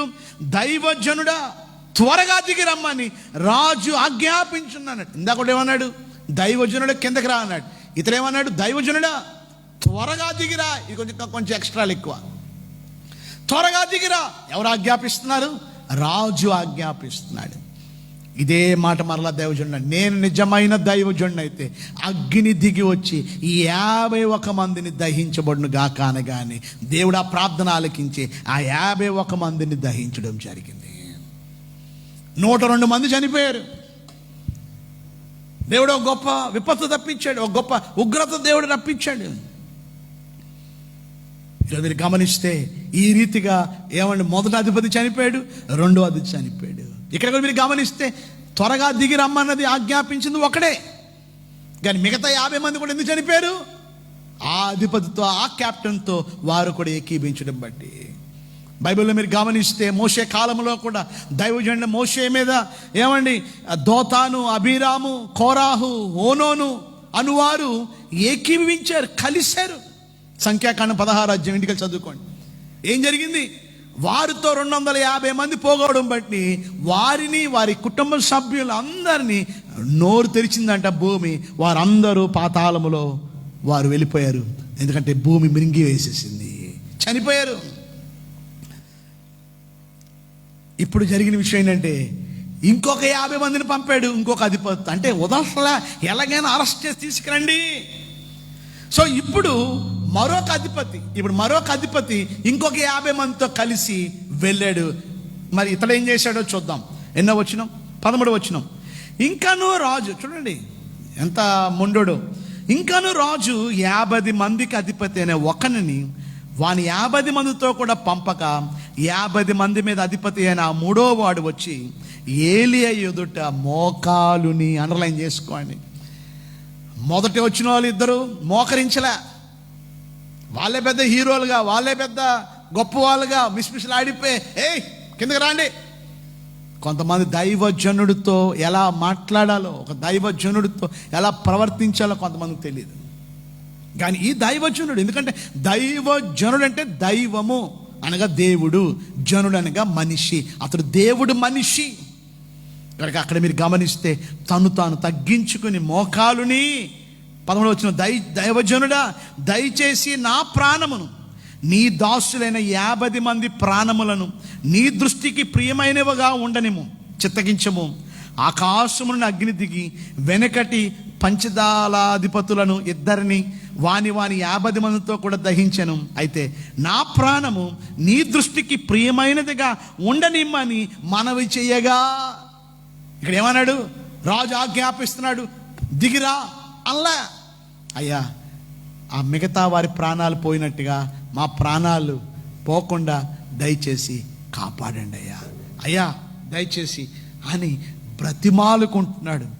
వినయముతో, భయభక్తులతో, గడగడలాడుతూ, వణుకుతూ. ఈరోజు నేను ఒక మాట మీద చెప్తాను, జాగ్రత్తగా వినండి. ఏలియా అనగా యెహోవా నా రక్షకుడు అని అర్థం. ఈరోజు మనమందరము కూడా మొదటి అధిపతి, రెండో అధిపతిల గర్వాన్ని వీడి దేవాది దేవుడి దగ్గరికి మనల్ని మనం తగ్గించుకొని మనము వినయ విధేయతలతో, ప్రభువా నా కుటుంబాన్ని రక్షించండి, ప్రభువా నా బిడ్డలను రక్షించండి, ప్రభువా మా పట్టణాన్ని రక్షించండి, మా రాష్ట్రాన్ని రక్షించండి, మా దేశాన్ని రక్షించండి, ప్రభువా మా దైవజనుల్ని కాపాడండి. మనం దేవుడి దగ్గర మనం తగ్గించుకొని మనం ఆయనకి మొర్రపెట్టేవారిగా ఉండాలి. రెండో దినవృత్తాంతం 7:14 రాయబడి, నా జనులు తమను తాము తగ్గించుకొని ఏమంటే నన్ను శ్రద్ధగా వెతికిన ఎడల నేనేం చేస్తాను చెప్పండి? నేను చూతారా వాక్యం? రెండో దినవృత్తాంతాలు 7వ అధ్యాయము 14వ వచనం, చాలా ప్రాముఖ్యమైన వచనము. 7:14 చూడండి ఒకసారి. 7:14 రెండవ దినవృత్తాంతాలు 7వ అధ్యాయము 14వ వచనం. నా పేరు పెట్టబడిన జనులు తాము తగ్గించుకుని ప్రార్థన చేసి నన్ను వెతికి తమ చెడు మార్గములను విడిచిన ఎడల ఆకాశము నుండి నేను వారి ప్రార్థన విని వారి పాపమును క్షమించి వారి దేశమును స్వస్థపరుచుదను. ఈరోజు మన దేశాన్ని బాగు చేయాలంటే కోవిడ్ నుంచి మన గర్వాన్ని, మన అతిశయాన్ని, మన అహాన్ని, మన పొగర్ని విడిచిపెట్టి ప్రతి ఒక్కరూ కూడా మోకరించి తగ్గించుకొని కన్నీటితో మనం ప్రార్థన చేస్తేనే ఈ పాండమిక్ నుంచి మనం విడుదల పొందగలం. ఈరోజు ఆ 3వ అధిపతిలాగా మనల్ని మనం తగ్గించుకుంటున్నామా, లేక ఆ మొదటి 2 అధిపతుల్లాగా మనల్ని మనం హెచ్చించుకుంటున్నామా? ఒకసారి మనం ఆలోచించుకుందాం.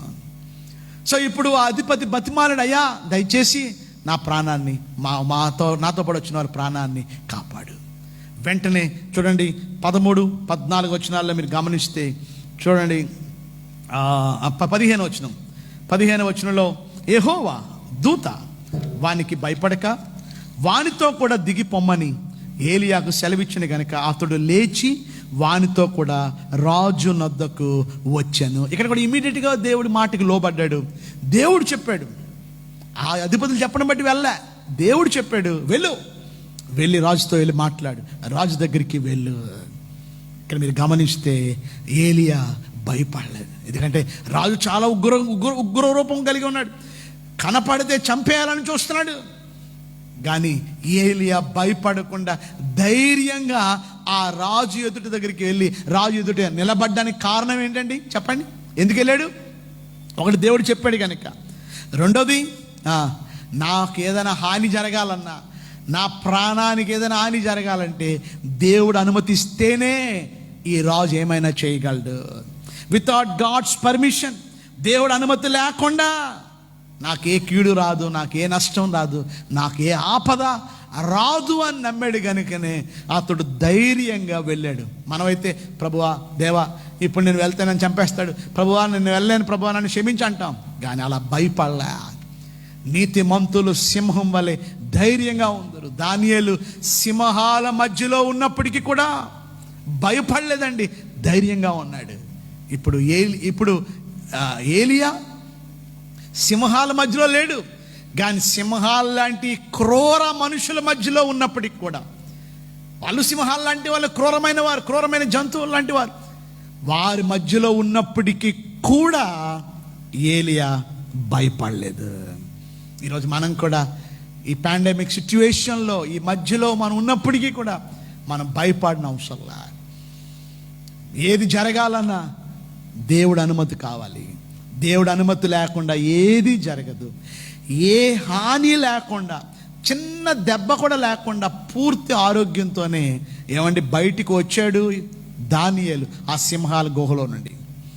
ఏలియా ఆ అంతఃపురంలో నుండి బయటకు వచ్చాడు. నీవు కూడా ఒకవేళ ఈ కోవిడ్తో హాస్పిటల్లో ఉన్నావేమో, హాస్పిటల్లో ఉండి వాక్యం వింటున్నారేమో, మీకే హాని లేకుండా మిమ్మల్ని దేవుడు సురక్షితంగా దేవుడు బయటికి రప్పించే దేవుడు. అటువంటి గొప్ప సజీవుడైన దేవాది దేవుణ్ణి మనము సేవిస్తున్నాం. ఆమేన్. Nothing is impossible to God. దేవుడి మీద ట్రస్ట్ పెట్టండి, దేవుడి మీద విశ్వాసం ఉంచండి, దేవుడు కార్యం చేస్తాడు.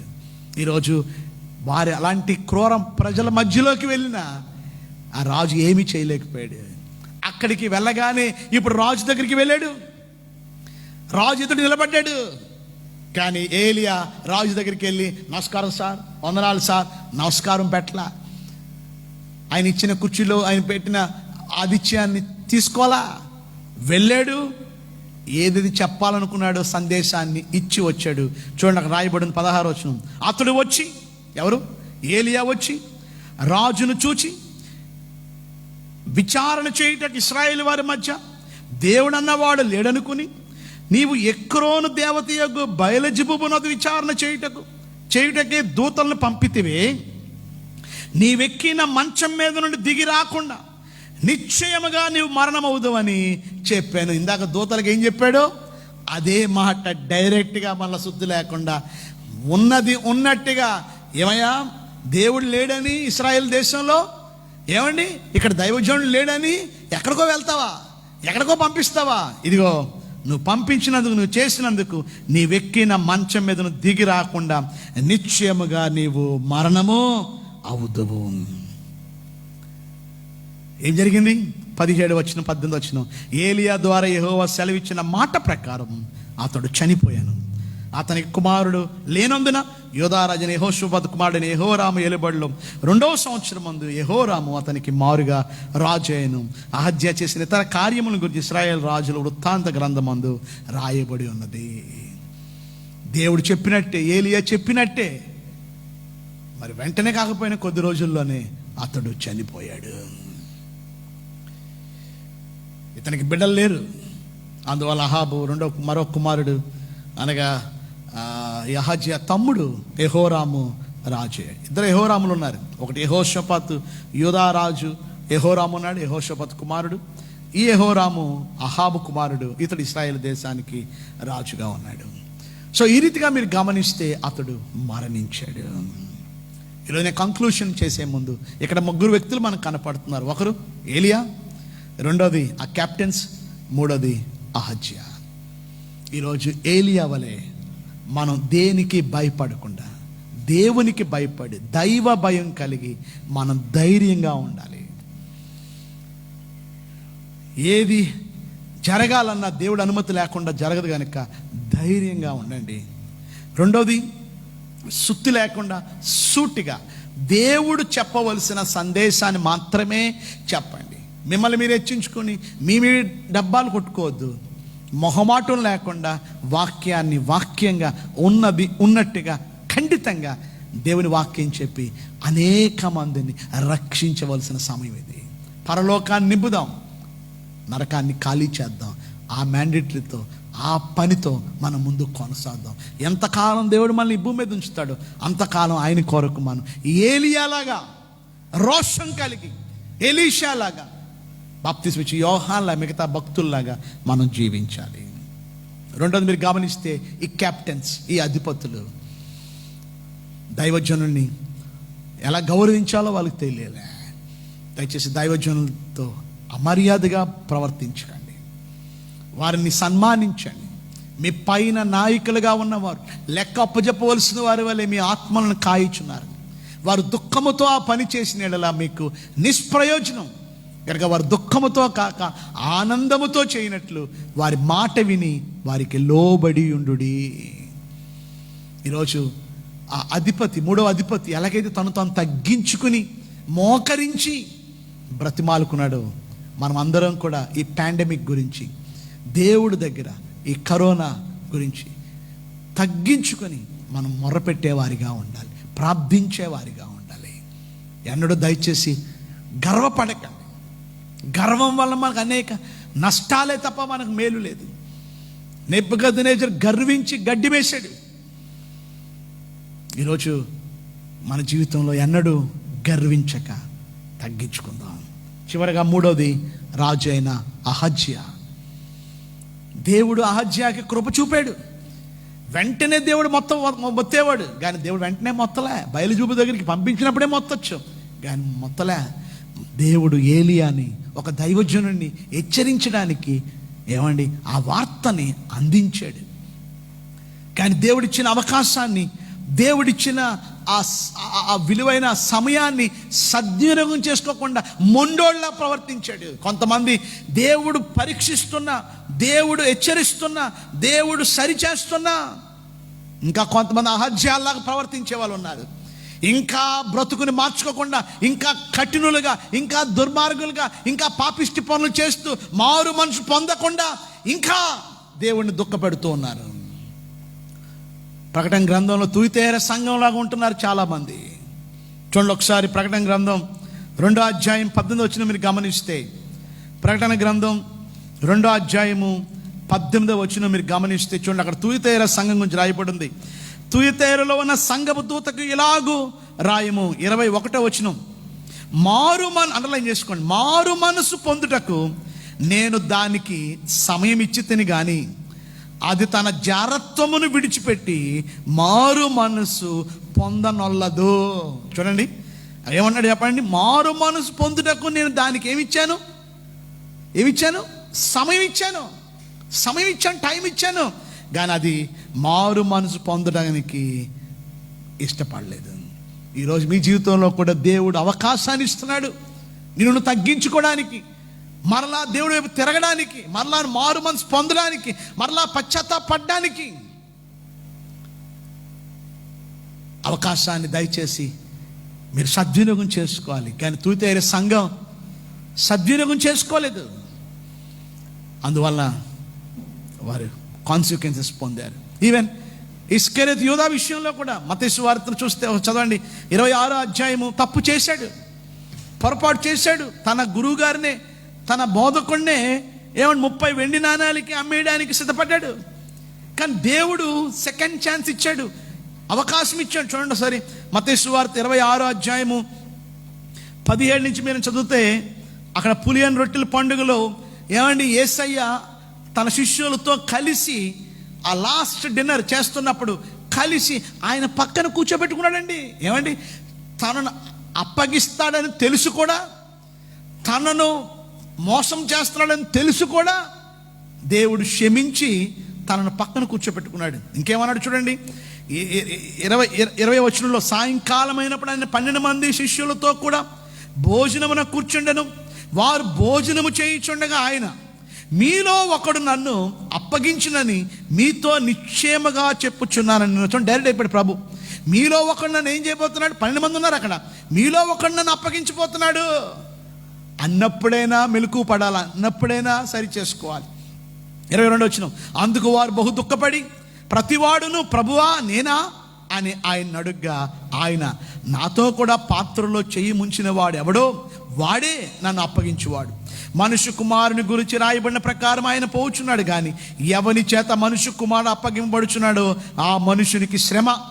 ఆ మనుష్యుడు పుట్టి ఉండని ఎడల వానికి మేలని చెప్పాను, పుట్టకుండా ఉంటే మేలు అని చెప్పాను.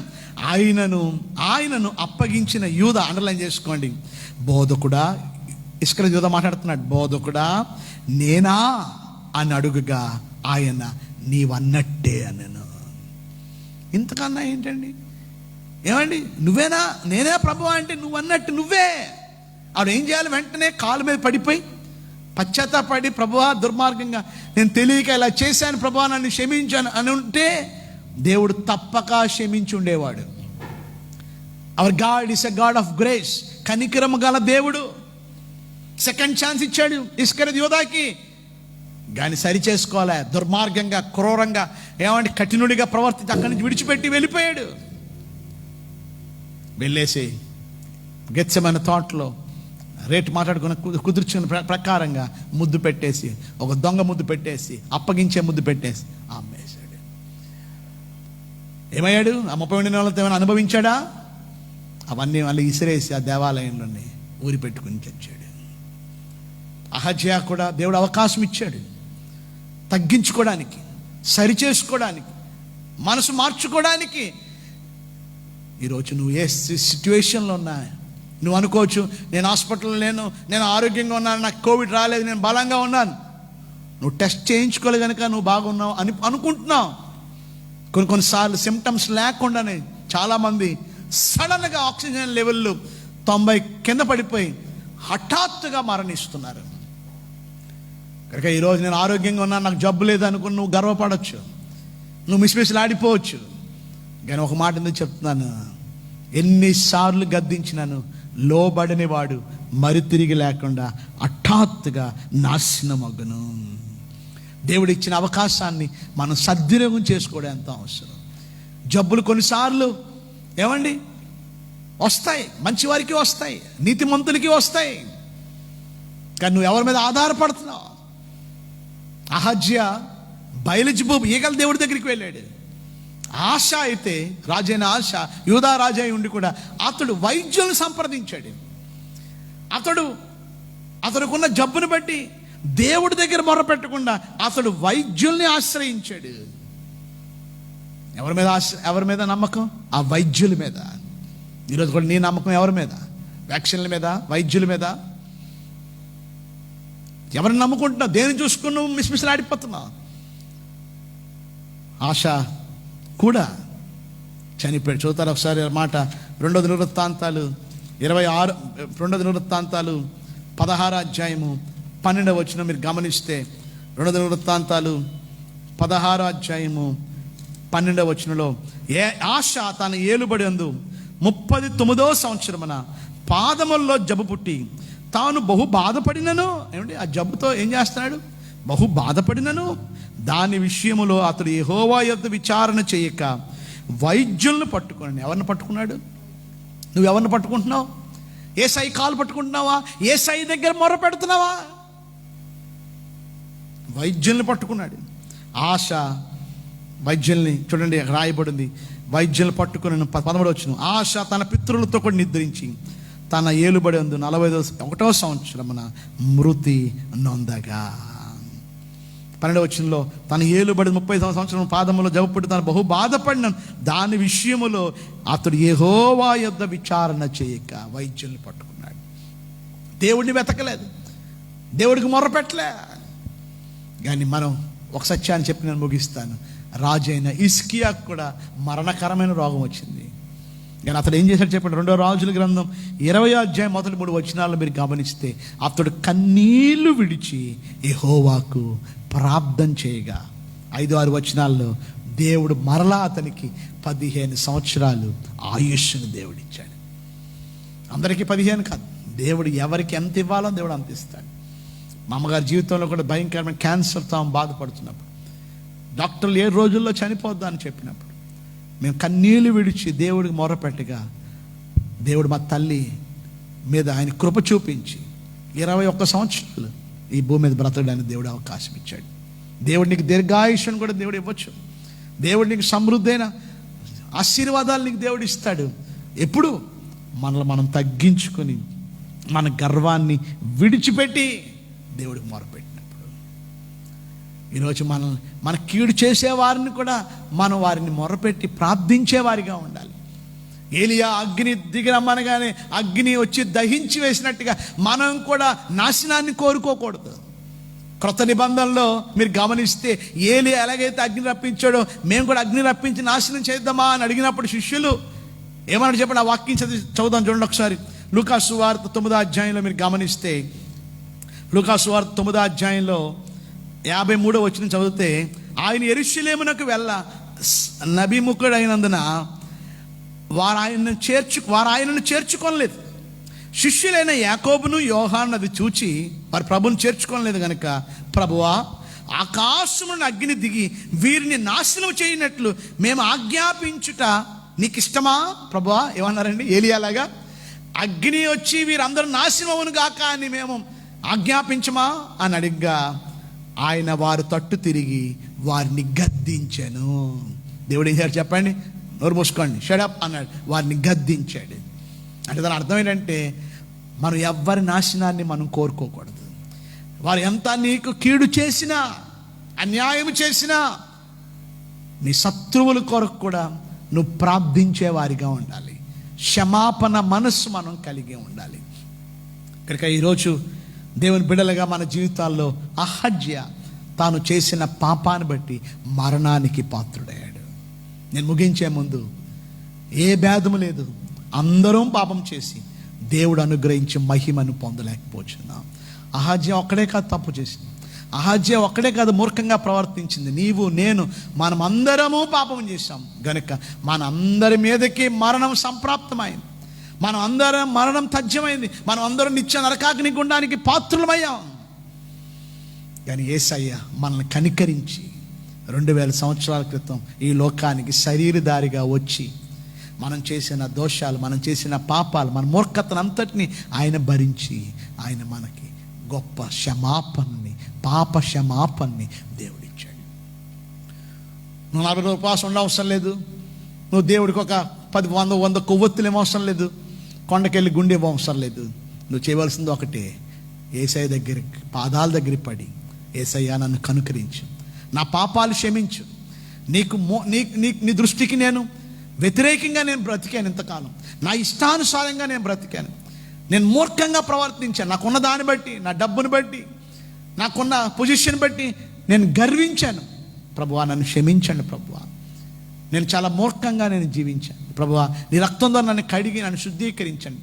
ఇక నుంచి ప్రభువా నేను నిన్ను అనుసరిస్తాను, నీకు ఇష్టంగా నేను బ్రతుకుతాను, నీకు లోబడి నేను బ్రతుకుతాను అని తీర్మానం చేసుకుంటే దేవుడు క్షమించడానికి సిద్ధంగా ఉన్నాడు. Are you ready to pray? దయచేసి ఉన్న స్థలంలో మోకరించండి. ఉన్న స్థలంలో అందరూ మోకరించి, అందరూ కూడా దయచేసి నాతో కలిసి ప్రార్థన చేయాలని మనం చేస్తున్నాను. నిలబడేవారు నిలబడచ్చు, మోకరించే వాళ్ళు మోకరించవచ్చు. కొంచెం సౌండ్ తగ్గించండి. మోకరించే వాళ్ళు మోకరించవచ్చు. ప్రతి ఒక్కరూ కూడా దయచేసి ప్రార్థన చేసుకోండి. అద్భుతమైన సందేశాన్ని విన్నాం. 2వ రాజుల 1వ అధ్యాయం వచనం వెంబడి వచనాన్ని మనం ధ్యానించాం. ఈరోజు ఏలియాలాగా నువ్వు భయపడకుండా ధైర్యంగా నువ్వు ఉండాలని ప్రభు కోరుతున్నాడు. దేనికి భయపడకండి. ఈ పాండమిక్ని చూసి భయపడకండి. ఈరోజు ఆ అధిపతుల్లా గర్విష్ఠులుగా ఉండక మనల్ని మనం తగ్గించుకుందాం, పశ్చాత్తాపడదాం, దేవుడి దగ్గర దేవుడి సన్నిధిలో బ్రతిమాలుకుందాం, మొర్ర పెట్టుకుందాం. అహజ్యా మోయాబీయులతో యుద్ధం చేయడానికి భయపడ్డాడు. ఎందుకంటే బయటికి వెళ్తే చచ్చిపోతానేమో అని ప్రాణభయం. సేఫెస్ట్ ప్లేస్లో ఉన్నాడు, రాయల్ ప్యాలెస్లో ఉన్నాడు, అంతఃపురంలో ఉన్నాడు, కానీ మరణాన్ని తప్పించుకోలేకపోయాడు. ఈరోజు నువ్వు బయట ఉన్నా లోపల ఉన్నా, ఈ కోవిడ్ బారిన పడకుండా ఒక పడినా నిన్ను సంరక్షించేది, నిన్ను కాపాడేది, నిన్ను ప్రొటెక్ట్ చేసేది ఓన్లీ గాడ్, జీసస్ ఓన్లీ, ఆయన మాత్రమే. కనుక దయచేసి నీ మందులు, నీ సూత్రాలు, నీ జాగ్రత్తల కన్నా దేవుడు కాపుదల అనేది ఎంతో అవసరం అనే సత్యాన్ని మనం అందరం తెలుసుకోవాలి. ఈరోజు తీర్మానం చేసుకుందాం. This is the time to repent. ప్రతి ఒక్కరూ కూడా మంచి తీర్మానం చేసుకుందాం. దయచేసి బయలు జిబుబు దగ్గరికి వెళ్ళకండి, చేతబడుల దగ్గరికి వెళ్ళకండి, తాయితుల దగ్గరికి వెళ్ళకండి. నిజ దేవుడిని ఆశ్రయించండి. అహజ్యా వెళ్ళడానికి కారణం అతడు దేవుడి మీద నమ్మకం లేకపోవడం వల్ల. అతడు దేవుడితో ఉండవలసిన సంబంధాన్ని వద్దనుకున్నాడు, తెంపుకున్నాడు. దేవుడి కన్నా ఆ దేవతనే ఘనపరిచి దేవుడిని అవమానపరిచాడు. దేవుడికి శక్తి లేదనుకున్నాడు. అలా చేయడానికి గల కారణం కూడా తల్లిదండ్రులే. ఎప్పుడు కూడా దేవుని మార్గాలు బోధించలేదు తన కుమారుడు అహజ్యాకి. ఎందుకంటే అహాబ ఒక దుష్టుడైతే యెజబెల్ అంతకన్నా దుర్మార్గురాలు, దుష్టురాలు. బయలు దేవతలను పోషిస్తూ దేశానంతటినీ బయలు దేవతలతో కమ్మేసి విగ్రహారాధన దేశంగా మార్చేసింది. బైబిల్ సెలవు, బాలుడు నడవలసిన త్రోవను వానికి ఇచ్చిన నేర్పము, వాడు పెద్దవాడైనప్పుడు దాని నుండి తొలగిపోడు. ఈరోజు తల్లిదండ్రులని బిడ్డలు అనుసరిస్తారని తెలిసి మదర్స్ డే నాడైనా నీ బిడ్డలు 1 year కావచ్చు, నీ బిడ్డలు 50 years కావచ్చు, నీ బిడ్డలకి ట్రైన్ ఇవ్వండి. మీ బిడ్డల్ని చక్కగా day 1 నుంచి, ఫస్ట్ ఇయర్ నుంచే దయచేసి మీరు వారిని భక్తి మార్గంలో నడిపించండి. ఏలియాని పిలవగానే, ఏలియా వెళ్ళమనగానే ఇమ్మీడియట్గా లోపడ్డాడు. అలా మనం కూడా దేవునికి లోపడదాం. డైరెక్ట్గా ఉన్నది ఉన్నట్టుగా బోధించాడు, భయపడలేదు. ఈరోజు కూడా దేవుని సేవకులారా, భయపడకుండా దేవుని వాక్యాన్ని ఉన్నది ఉన్నట్టు ప్రకటించండి. నిన్ను పోషించే దేవుడు, నిన్ను సంరక్షించే దేవుడు. అలాగే దైవజనుల్ని సన్మానించవలసిన బాధ్యత సంఘానికి ఉంది. దయచేసి ఏ సంఘానికైతే మీరు వెళ్తున్నారో ఆ సంఘ దైవజనుడిని విడిచిపెట్టకండి, వేరే దగ్గరికి వెళ్ళకండి. మీ దైవజనుడిని సన్మానించండి, మీ దైవజనుడిని ప్రేమించండి. మీ దైవజనుడు ఆపదలో ఉంటే మీ దైవజనుడు సంరక్షణ కొరకు కన్నీటితో ప్రార్థన చేయవలసిన సమయం ఇది. ఈ దినాల్లో అనేక మంది సెకండ్ వేవ్లో దైవజనులు మరణిస్తూ ఉన్నారు, ఈ కోవిడ్ బారిన పడుతూ ఉన్నారు. This is the time to pray for your pastors. నీ దైవజనుల కోసం ప్రార్థన చేయవలసిన సమయం ఇది. 10,000 మంది బోధకులు ఉండొచ్చు, తండ్రులు అనేకులు ఉండరు. ఆ విషయాన్ని గమనించండి. ఈరోజు దేవుడు అవకాశం ఇచ్చాడు, వెంటనే చంపేయొచ్చు అహజ్యాని, కానీ దేవుడు అవకాశం ఇచ్చాడు దైవజనుడు ఏలియాని పంపి. కానీ అవకాశాన్ని సద్వినియోగం చేసుకోలేదు. ఇంకా మూర్ఖంగానే ఉన్నాడు, ఇంకా మూర్ఖంగానే ప్రవర్తించాడు. తుయతైర సంఘంలాగా ప్రవర్తించాడు, ఇస్కరియోతు యూదాలాగా ప్రవర్తించాడు. ఈరోజు దయచేసి అవకాశాన్ని సద్వినియోగం చేసుకోండి. ప్రార్థన చేసుకుందాం. నువ్వెంతటి సమస్యల్లో ఉన్నా హిజ్కియా వైద్యుల్ని ఆశ్రయించలేదు, దేవుడిని ఆశ్రయించాడు. కన్నీటితో దేవుడు ప్రార్థన చేశాడు. దేవుడు అతన్ని స్వస్థపరచడమే కాకుండా దేవుడు అద్భుతమైన 15 సంవత్సరాలు ఆయుష్ని దేవుడు ఇచ్చాడు. ప్రార్థన చేసుకుందాం. ప్రభువా, మీకు స్తోత్రాలు, మీకు వందనాలు. ఓ లార్డ్, థ్యాంక్ యూ జీసస్. అద్భుతమైన సందేశాన్ని మాకు మీరు ఇచ్చారు. ఈరోజు మేము అహజ్యాలాగా గర్వపడక ప్రభువా నాయన, ఆ క్యాప్టెన్స్ లాగా మేము, ఆ ఇద్దరు క్యాప్టెన్స్ లాగా, అధిపతుల్లాగా మూర్ఖంగా మేము నడవక, ఆ 3 అధిపతులాగా మమ్మల్ని మేము తగ్గించుకుని మీకు మొరపెట్టేవారిగా, ఏలియా వలె ధైర్యముగా రోషము కలిగి జీవించే భాగ్యాన్ని మాకు అందరికీ దయచేయండి. ఈ వాక్యాన్ని ఎంతో శ్రద్ధతో ఈ ఫేస్బుక్ లైవ్లో విన్న ప్రతి ఒక్కొక్కరిని మీరు దీవించండి, ఆశీర్వదించండి. ఎవరెవరు అనారోగ్యాలతో ఉన్నారు, ఈ కోవిడ్ బారిన పడి అనేక మంది హాస్పిటల్లో ఉన్నారు. కేవలం కోవిడే కాదు, ఇంకా అనేక మంది అనేక రకాల జబ్బులతో ఉన్నవారు, యాక్సిడెంట్లతో ఉన్నవారు. వీళ్ళందరినీ కాపాడండి, సంరక్షించండి. ఈ అంచె దినాల్లో మేము మీ సువార్తను, మీ వాక్యాన్ని ఇంకా బహు బలముగా ప్రకటించే వారిగా మనం సిద్ధపరచమని యేసు నామములో వేడుకొనుచున్నాము తండ్రి, ఆమేన్. ఒక పాట పాడుకొని మన ఈ కూటాన్ని ముగించుకుందాం. Thank you very much. చాలా లాంగ్ మెసేజ్ ఇది, దీర్ఘ ప్రసంగం అంటారు, కానీ ప్రతి మాటలో నాతో దేవుడు ప్రత్యేకంగా మాట్లాడాడు కనుక మీరు కూడా ఇంకొకసారి కూడా వినండి ఈ వాక్యాన్ని. సెకండ్ టైం మరలా పెట్టుకోండి, రాసుకోండి. ఒకవేళ ఏ విషయంలోనైనా మీరు తప్పిదములో ఉంటే, దేవుడికి దూరంగా ఉంటే దయచేసి రిపెంట్ అవ్వండి, మనల్ని మనం సరి చేసుకుందాం. హల్లెలూయా స్తుతి మహిమ అనే పాటను మనందరం కలిసి పాడుకుని దేవుణ్ణి ఘనపరిచి మనము ముగింపు ప్రార్థనతో ఈ కూటాన్ని లేక ఈ ప్రోగ్రామ్ని మనం ముగించుకుందాం.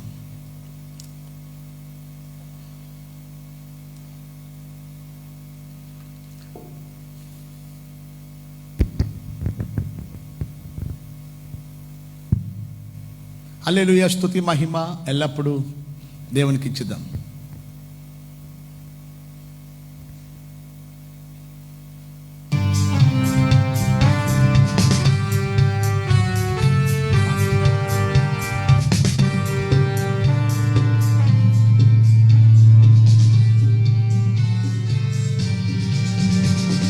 హల్లెలూయా స్తుతి మహిమ ఎల్లప్పుడు దేవునికి ఇచ్చేదము.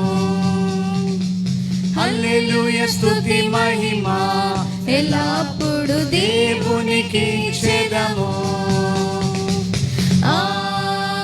హల్లెలూయా హల్లెలూయా హల్లెలూయా హల్లెలూయా హల్లెలూయా హల్లెలూయా హల్లెలూయా స్తుతి మహిమ ఎల్లప్పుడు దేవునికి ఇచ్చేదము. హల్లెలూయా స్తుతి మహిమ ఎల్లప్పుడు దేవునికి ఇచ్చేదము. అందరం చప్పట్లు కొడదాం.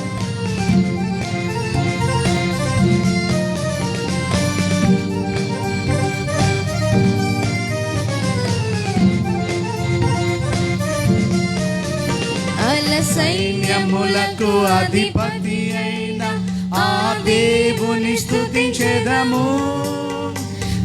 సైన్యములకు అధిపతి అయిన ఆ దేవుని స్తుతించెదము. అలసంద్రములను దాటించిన ఆ యెహోవాను స్తుతించెదము. అలసంద్రములను దాటించిన ఆ యెహోవాను స్తుతించెదము. హల్లెలూయా స్తుతి మహిమ ఎల్లప్పుడు దేవునికి ఇచ్చేదము. హల్లెలూయా స్తుతి మహిమ ఎల్లప్పుడు దేవునికి ఇచ్చేదము. అందరం కలిసి ఆకాశము నుండి మన్నాను పంపిన దేవుణ్ణి స్తుతించదు. ఈ పాండమిక్ టైంలో కూడా మనల్ని పోషించే దేవుడు మనకున్నాడు, భయపడకండి. ఆకాశము నుండి మన్నాను పంపిన దేవుని స్తుతించెదము. ఆకాశము నుండి మన్నాను పంపిన దేవుని స్తుతించెదము. బండ నుండి మధుర జలమును పంపిన ఆ యెహోవాను స్తుతించెదము. బండ నుండి మధుర జలమును పంపిన ఆ యెహోవాను స్తుతించెదము. హల్లెలూయా స్తుతి మహిమ ఎల్లప్పుడు దేవునికి చెదము. హల్లెలూయా స్తుతి మహిమ ఎల్లప్పుడు దేవునికి చెదము. హల్లెలూయా హల్లెలూయా హల్లెలూయా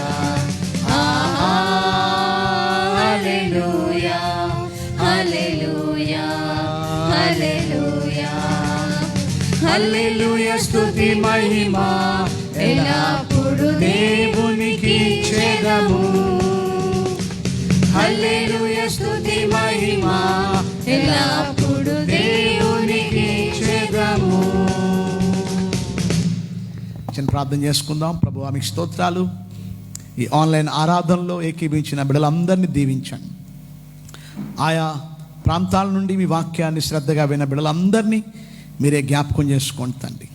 ప్రతి కుటుంబాన్ని మీరే ఆదరించండి, ప్రతి కుటుంబాన్ని బలపరచండి, ప్రతి కుటుంబాన్ని మీరే పోషించమని ప్రత్యేకంగా ప్రార్థిస్తున్నాం తండ్రి.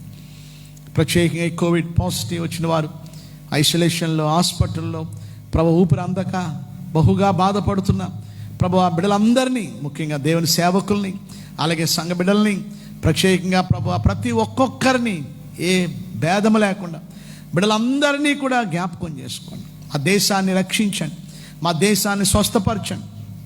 గొప్ప విడుదల మాకు ఈ పాండమిక్ నుంచి, ఈ యొక్క కోవిడ్ నుంచి మాకు దయచేసి మేమందరం కలిసి మళ్ళా మీ సన్నిధిలో ఆరాధించడానికి త్వరలో ఒక గొప్ప కార్యాన్ని జరిగించండి. మా బిడ్డలు ప్రయాణాల్లో, రాకపోకల్లో, పనుల్లో బయటికి వెళ్ళి వస్తున్నప్పుడు వారికి మీరే తోడుగా ఉండండి తండ్రి. మీ లోపల ఉన్నా బయట ఉన్నా మాకు భద్రత, మా సంరక్షణ, మా ప్రొటెక్షన్ మీరే తండ్రి.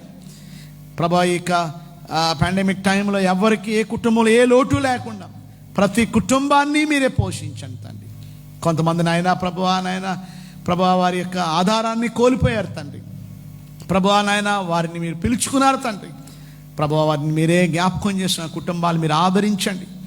ప్రభువా నాయన అలాగున్న బిడ్డలు ఎవరెవరైతే ఉన్నారో మీకు తెలుస్తుంది. ప్రసన్న తన భర్తని కోల్పోయింది తండ్రి. ఆ కుటుంబాన్ని, ఆ బిడ్డని, ఆ దేని బిడ్డని ఆదరించండి. అలాగే ప్రభా రత్నకుమారి వారి యొక్క భర్త గారు చనిపోయారు అనారోగ్యంతో, బిడ్డను కూడా జ్ఞాపకం చేసుకుని ప్రభా రత్నకుమారి గారి కుటుంబాన్ని మీరు ఆదరించండి తండ్రి. ఇలాగ అనేక మంది మా ప్రియులు దేవుని సేవకులు ప్రభు నందు నిద్రించారు. మీరే ఆ కుటుంబాలను ఆదరించండి, పరిచయాన్ని మీరే బలపరచండి, మరింతగా వారి సేవను అభివృద్ధి పరచండి. ఈ రీతిగా ప్రభువా నాయన ప్రతి ఒక్కరి కోసం ప్రార్థిస్తున్నాం. నాతో కలిసి ఈ ఫేస్బుక్ ఆన్లైన్లో ప్రభా ప్రార్థనలు ఏకీపిస్తున్న అందరినీ దీవించాలి, కుటుంబాలను కూడా దీవించమని. మరలా మేము కలుసుకున్నది మీ సన్నిధి మాతో ఉంచి మీరే మహిమ ఘనత ప్రభువాలు పొందమని యేసు నామములో వేడుకుంటున్నాము తండ్రి, ఆమేన్. మన ప్రభువైన యేసుక్రీస్తు వారి కృప, తండ్రి దేని వారి యొక్క ప్రేమ, పరిశుద్ధాత్మిక నేను సహవాసం నిత్యం మన అందరికి సదాకాలము తోడై ఉండును గాక. ఆమేన్, ఆమేన్. అందరికీ వందనాలండి. God bless you.